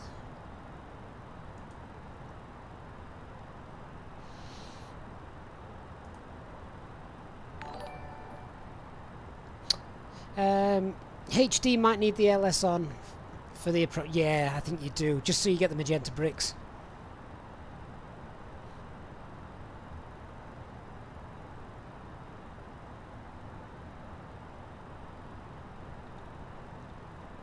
Oh, Matthew, I'll check those out after the flight. Thank you very much for that.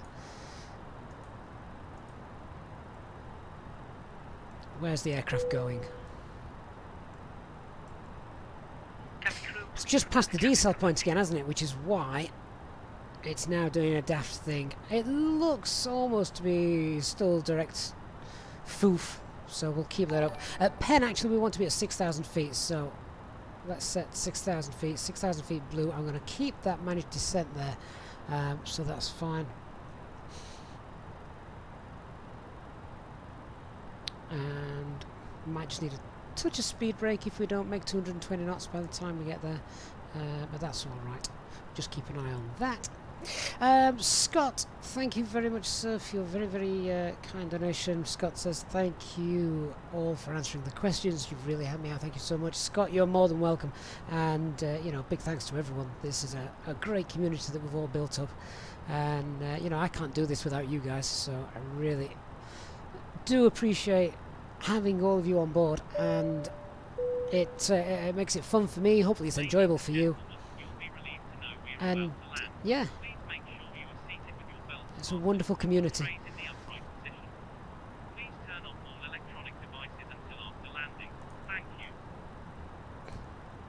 Probably slow down that descent rate. We've only got another 1,500 feet to lose in about 8.5 miles.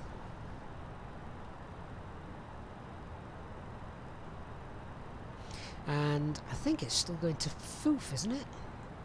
It looks to be going direct Foof, not direct Penn, so that's alright. And we've got 220 knots. We're in the approach phase, but I'm not in managed speed just yet. Yeah, we've got the approach on there.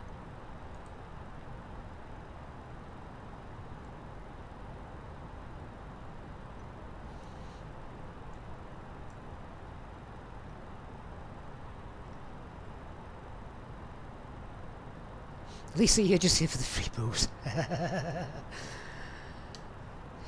Right, so then at Penn, or Foof actually, we're about to get to Foof. What have we got? We've got 3.5 tons on board.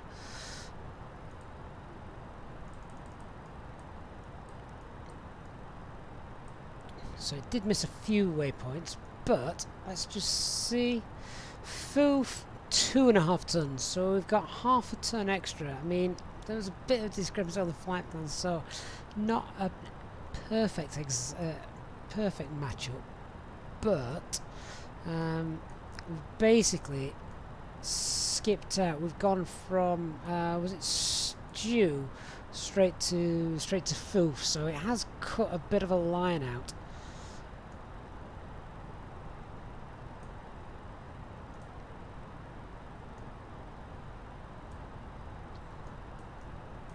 Would be also worth editing the Simbrief profile so it matches up with this aircraft here in the simulator as well. So we can have a look at doing that. So at Penn we need to be at 6,000 feet, that's a mandatory altitude.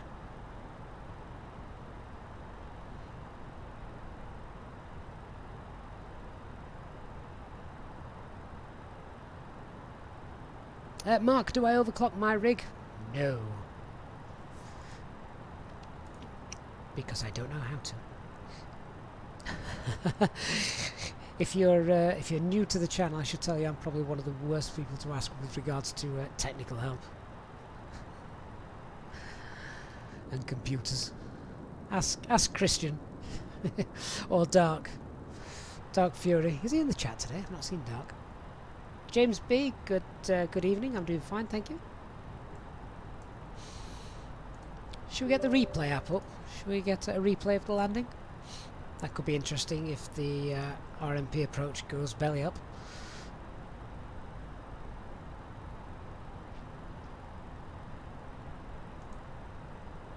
So we're now direct Kivy. We want to be 5,300 feet. And we're going to go into manage mode for the speed. So thrust idle, open descend, 5,300 blue. Down we go.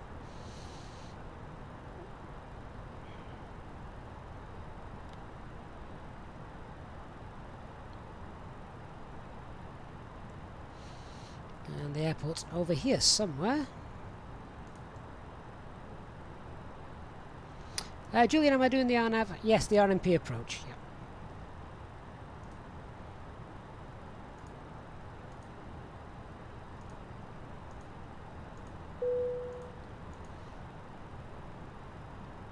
Cabin crew, please take your seats for landing. Okay, so we now want to get down to 3,900 feet for the next waypoint.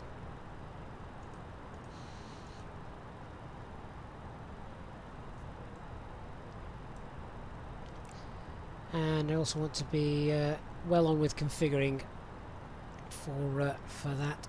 So, speed check, flaps 1.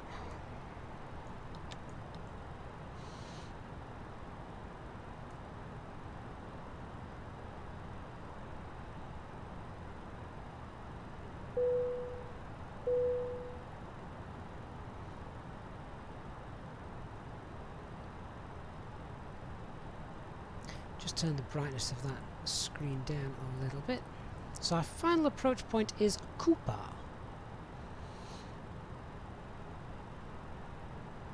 Which is actually the next point, so we want to be 3,500 feet for there.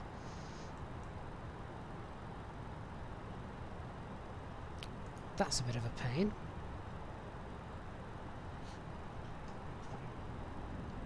It's jumped to the next waypoint, which means we are above the profile at the moment. Right, at Gift we want to be 3,100. I think we're a bit late for this, we're a bit high, in fact we're very high. So, let's try, that's my bad piloting that. Let's break off the approach, we can go around and we can do this again. So, we're going to go back up 5,000 feet. And we're going to go around. So 5,000 feet. Oops, I hit the wrong lever. I don't want to do that. Let's pull the speed bug, accelerate back up, come into heading mode, come back around, and we'll do that again.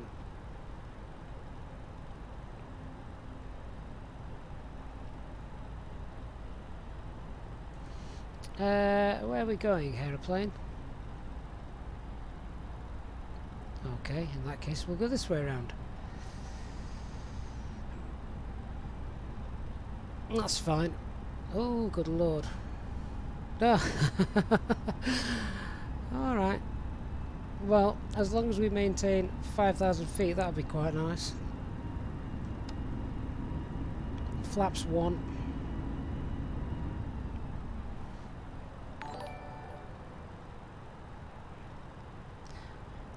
Okay, so if anyone wants to know where that went wrong, didn't descend the aircraft quick enough to capture that final approach point. So we'll go around, do that again.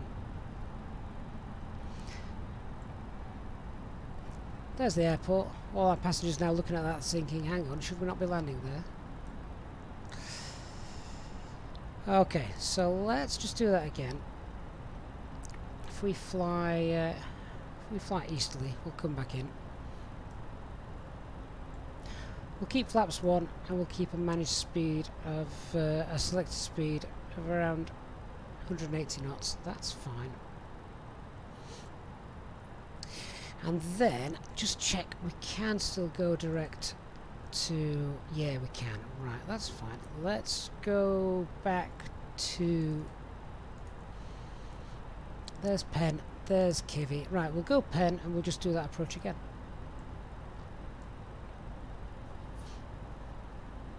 Didn't particularly want to do this to the west side of the airfield as the terrain starts to come back up there, as you can see. This way is far better.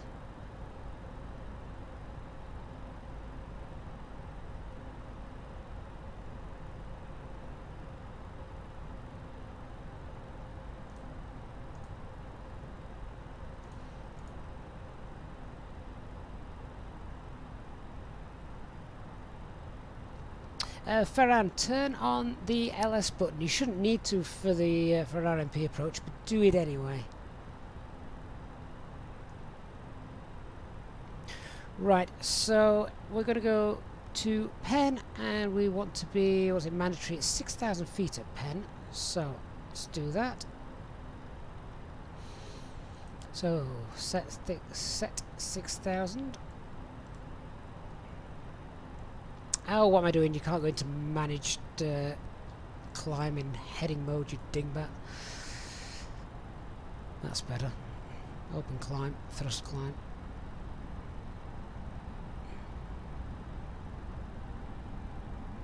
Oh, Talia, absolutely. When in doubt, go around, yeah. I could probably have slammed it down, but it wouldn't have been very successful. And speed alt. Alright, let's go back to Penn. Try that again. Not back to Foof. We've had enough fun at Foof.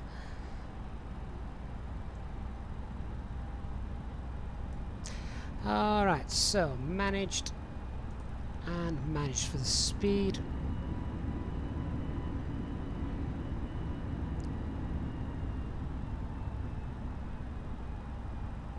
So remember, 6,000 feet is mandatory at Penn. That actually doesn't give you much time to get down, does it?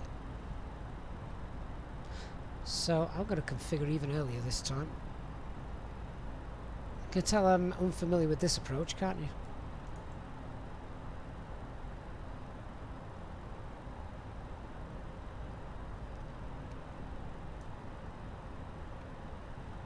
HD is laughing at me trying to make the airplane do a controlled climb when it hasn't got a clue where it's actually going.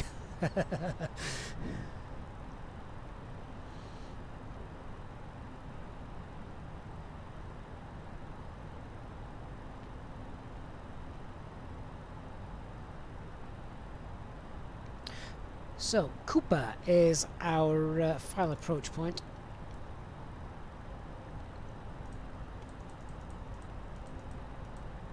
Just there.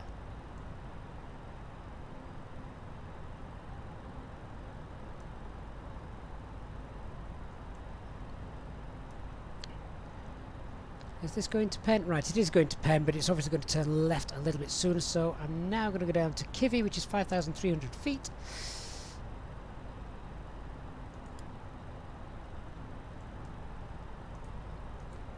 We'll do that in managed descent mode.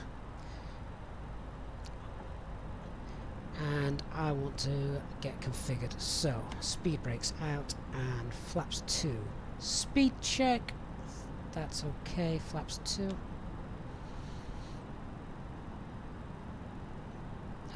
Where on earth is this airplane going? Hop 2? Where's that?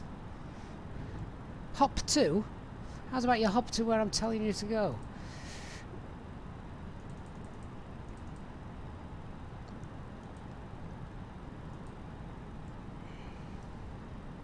Right, left turn, direct Kivy. Oh, we're 0 miles, 0 minutes away.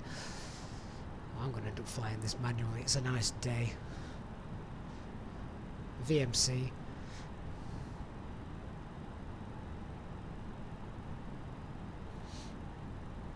This, by the way, guys, is not a problem with the not a problem with the stable build is a problem with the autopilot in the simulator, so don't worry about that. Right, we're now going to Kivi, which is the start of this descent approach. Let's see if it actually behaves this time, goes where I want it to. Okay, let's try the approach again. We're on flaps 2, so nice and steady. We're descending down to 3,500 feet, the platform altitude for the approach. And you know what, instead of going direct mob, I'm going to jump to the next one and go direct to Cooper.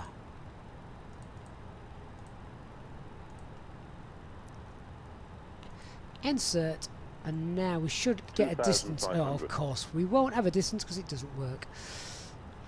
Guess we'll just have to guess that.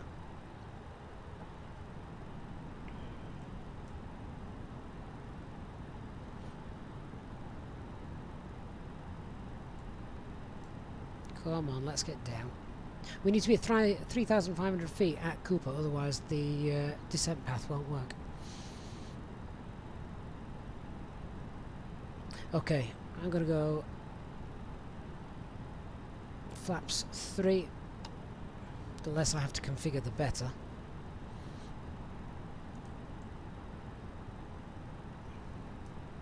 There it is. We might even get the landing gear down now as well, because it's not that far away. Right, here we go. So flaps 3, nice and slow. Gear down. HD, you just put it in. You'll see me do that just before your message popped up.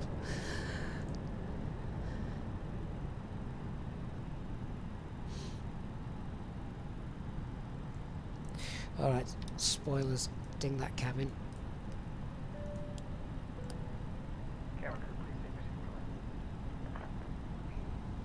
Direct Cooper. Are we still going direct Cooper? I think so. Flaps full. We're now fully configured.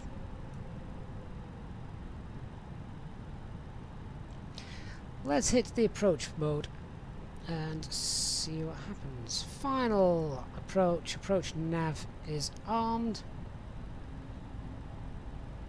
Let's see what happens, shall we?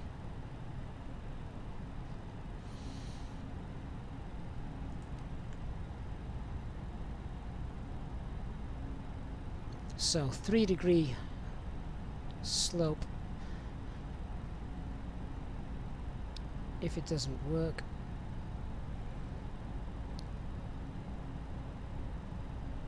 so we're following the approach nav. That doesn't look like it's working, so track FPA.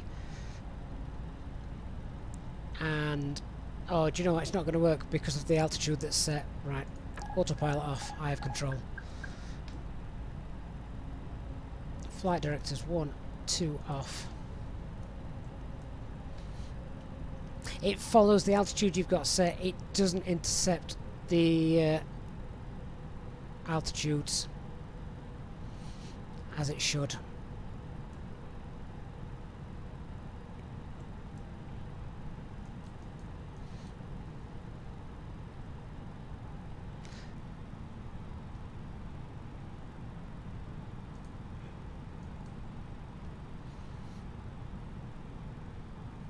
This is a fun approach anyway. 1,000. This is quite neat.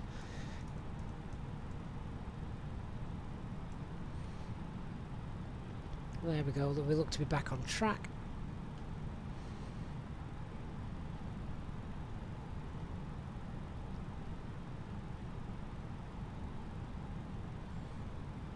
Oh, does someone want to run the landing checklist for me? 100 above. 500. If I'd have set the missed approach Minimum altitude, 400. then we really would have been messed up. 300.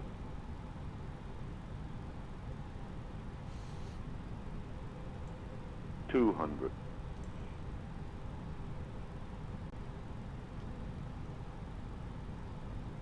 100.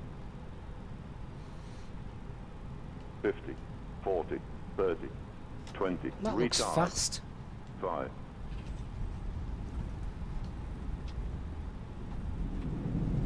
And reversers are on. Spoilers deployed.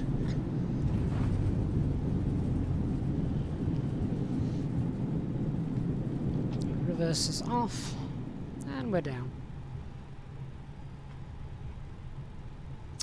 Matthew, the magic of the RMP, a curved ILS. The magic is kind of lost when it doesn't work. Ladies and gentlemen, please remain seated until the aircraft arrives at the gate and the seatbelt signs have been turned off. You are reminded to keep all electronic devices switched off until you have entered the airport terminal. If you enjoyed your flight, you can now join the channel as a member and receive extra perks to make your future flights with us more enjoyable. Once again, a reminder Oh, should we that watch the this is a test replay? version of the Airbus A320 and not yet available for download. Please join us in a round of applause for the wonderful fly-by-wire developers. Thank you. So the aircraft itself does exactly as the stable build does at the moment. So the new stable build that will be released soon, that was, you know, that's fine. The errors that you've seen with the RNP approach this evening are simulator bugs, and they would have happened whether you were flying in the dev version, the experimental version, the stable version as it is. So any problems you've seen there, that is not fly-by-wire's issues. That's the simulator itself. Nothing you can do with that. Right, but we can have a laugh and watch the landing, though, can't we? So let me just shut down self-loading cargo. We're not on VATSIM, thank God. Let's watch a replay, shall we? So if I just load that, oh hang on, cancel that, stop the recording, load the recording file there, and hit replay. Now I think this is actually going to be quite a long replay, so I'm just going to skip forward on this because I think this even replayed the first approach, which we went around, did that again. So let me just, there we go. 2,500. Didn't get down quick enough. I misjudged the approach. Plus the simulator also sped up, didn't it? Because we couldn't hold the speed, but never mind. Right, so I'm just watching the navigation display here to see how far away we are. 2,500. Right, so this is roughly about where final approach should have been activated. Final approach should have been activated around here. It didn't work. So we tried FPA. FPA didn't work because we would have had to have set a lower altitude just there, which obviously you don't really want to do. And you don't need to do in the real world. It should just target whatever FPA you've set. And, well, it didn't. So we had to go manual.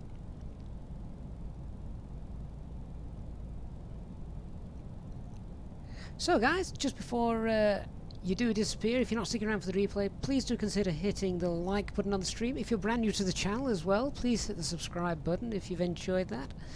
A reminder to everyone, of course, this is a pre-release of the next stable build edition to come out. Not yet available, shouldn't be too long before the stable build in the installer is upgraded to this build, which is version 0.6.1.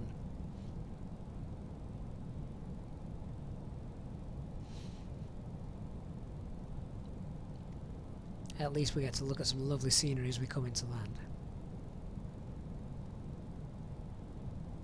This is a really nice approach. You know, if it's one that I was a bit more familiar with, I'd really enjoy doing this.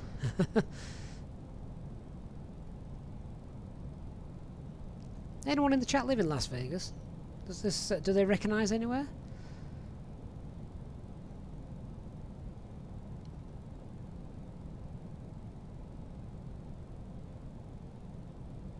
Storm drain.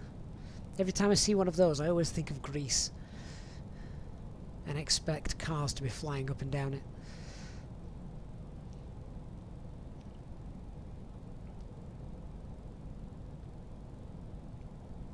That's the musical, not the city, for our younger listeners. Ooh, stadium. Is that a stadium? HD, the golf course looks good. We'll go one day, mate. We'll go.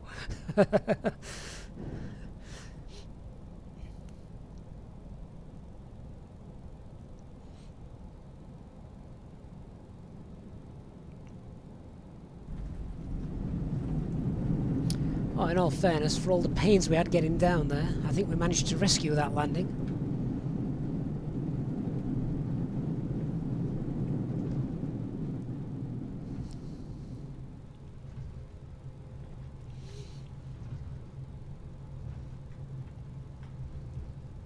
J-Hug. Yeah, HD's got his clubs, but they've got indentations of the back of my head on them.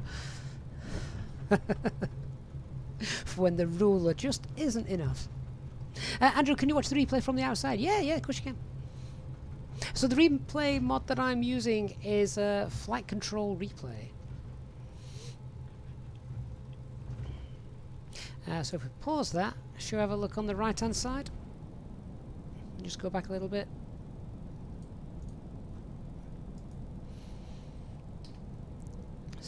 And oh, we go. Here's where the action's at. It's the right hand side, isn't it? Is that the Space Needle? Obviously not the real one. That's a few thousand miles to the northwest.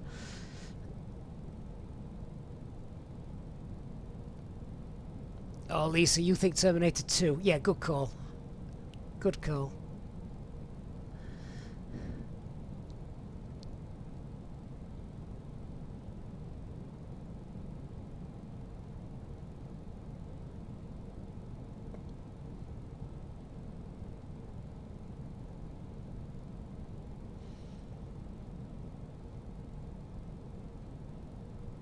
You know, what I've not done, and I'm sure every other simmer has done this, is take off from Vegas, McCarran Airport, and in a Cessna or something, and just zip down the strip.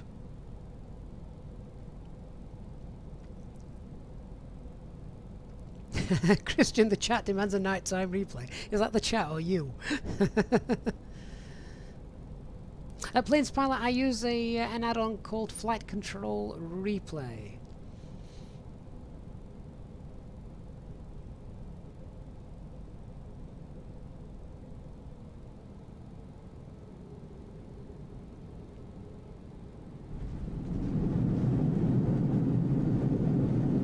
Oh, wow. You get to hear the thrust reversers sat here, don't you?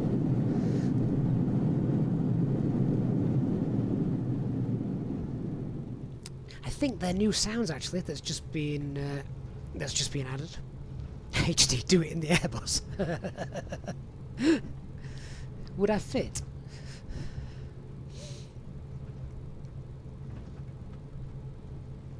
And just very quickly, as someone did just ask if you can watch the aircraft from the outside, yeah, you can. Obviously, I'll not do the full replay. If we just have a quick look. There you go.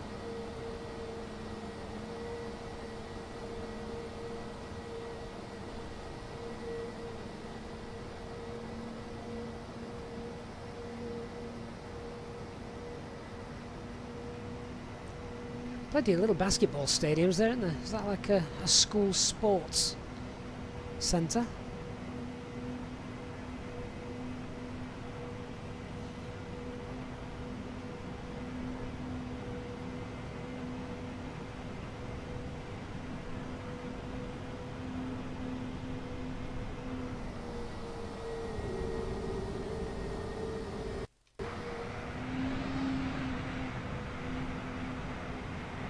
Oh, actually, yeah, from the outside. I'll take that landing.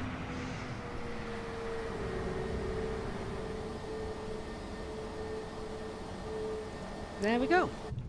Alright guys, so successful test of the new stable version. As I say, the issues we had with the RMP approach were just that, issues with the RMP approach. It is nothing to do with the new version from Fly-by-Wire. At the moment, that's just simulator bugged. Thank you very much, guys, for watching. Hope you enjoyed that. I'll be back next time, of course, most likely in the EasyJet colours. If you're new to the channel, please do consider hitting the subscribe button. As always, a big thank you to those of you watching for supporting the channel. Big thanks to those, of course, who've contributed to the channel as well and donated. And as always, a massive thanks to our Easyjetsimpilot channel members and HD and Matthew as well for his continued help with the CRJ. If you're not on our Discord server, do consider finding the link on our About page.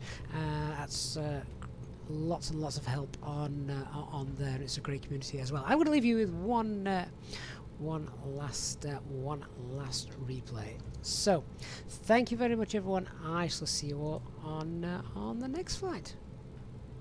Goodbye.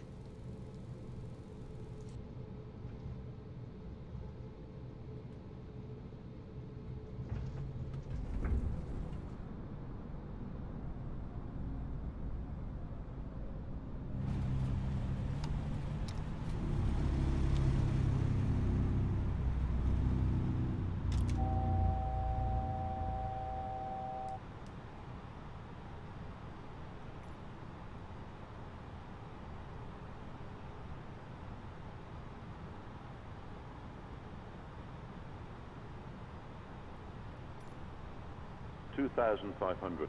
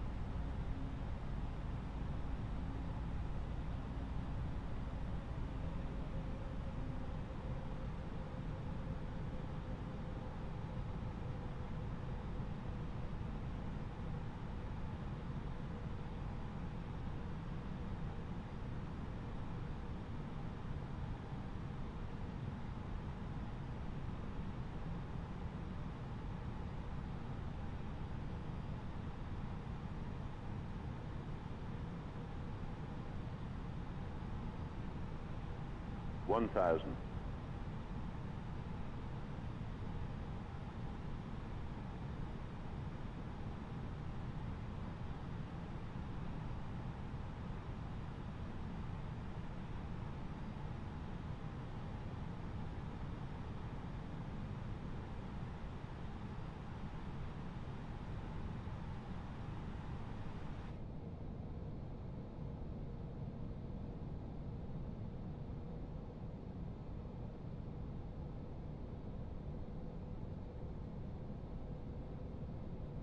$400.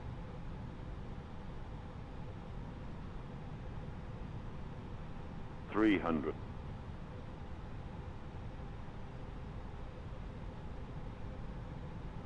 $200.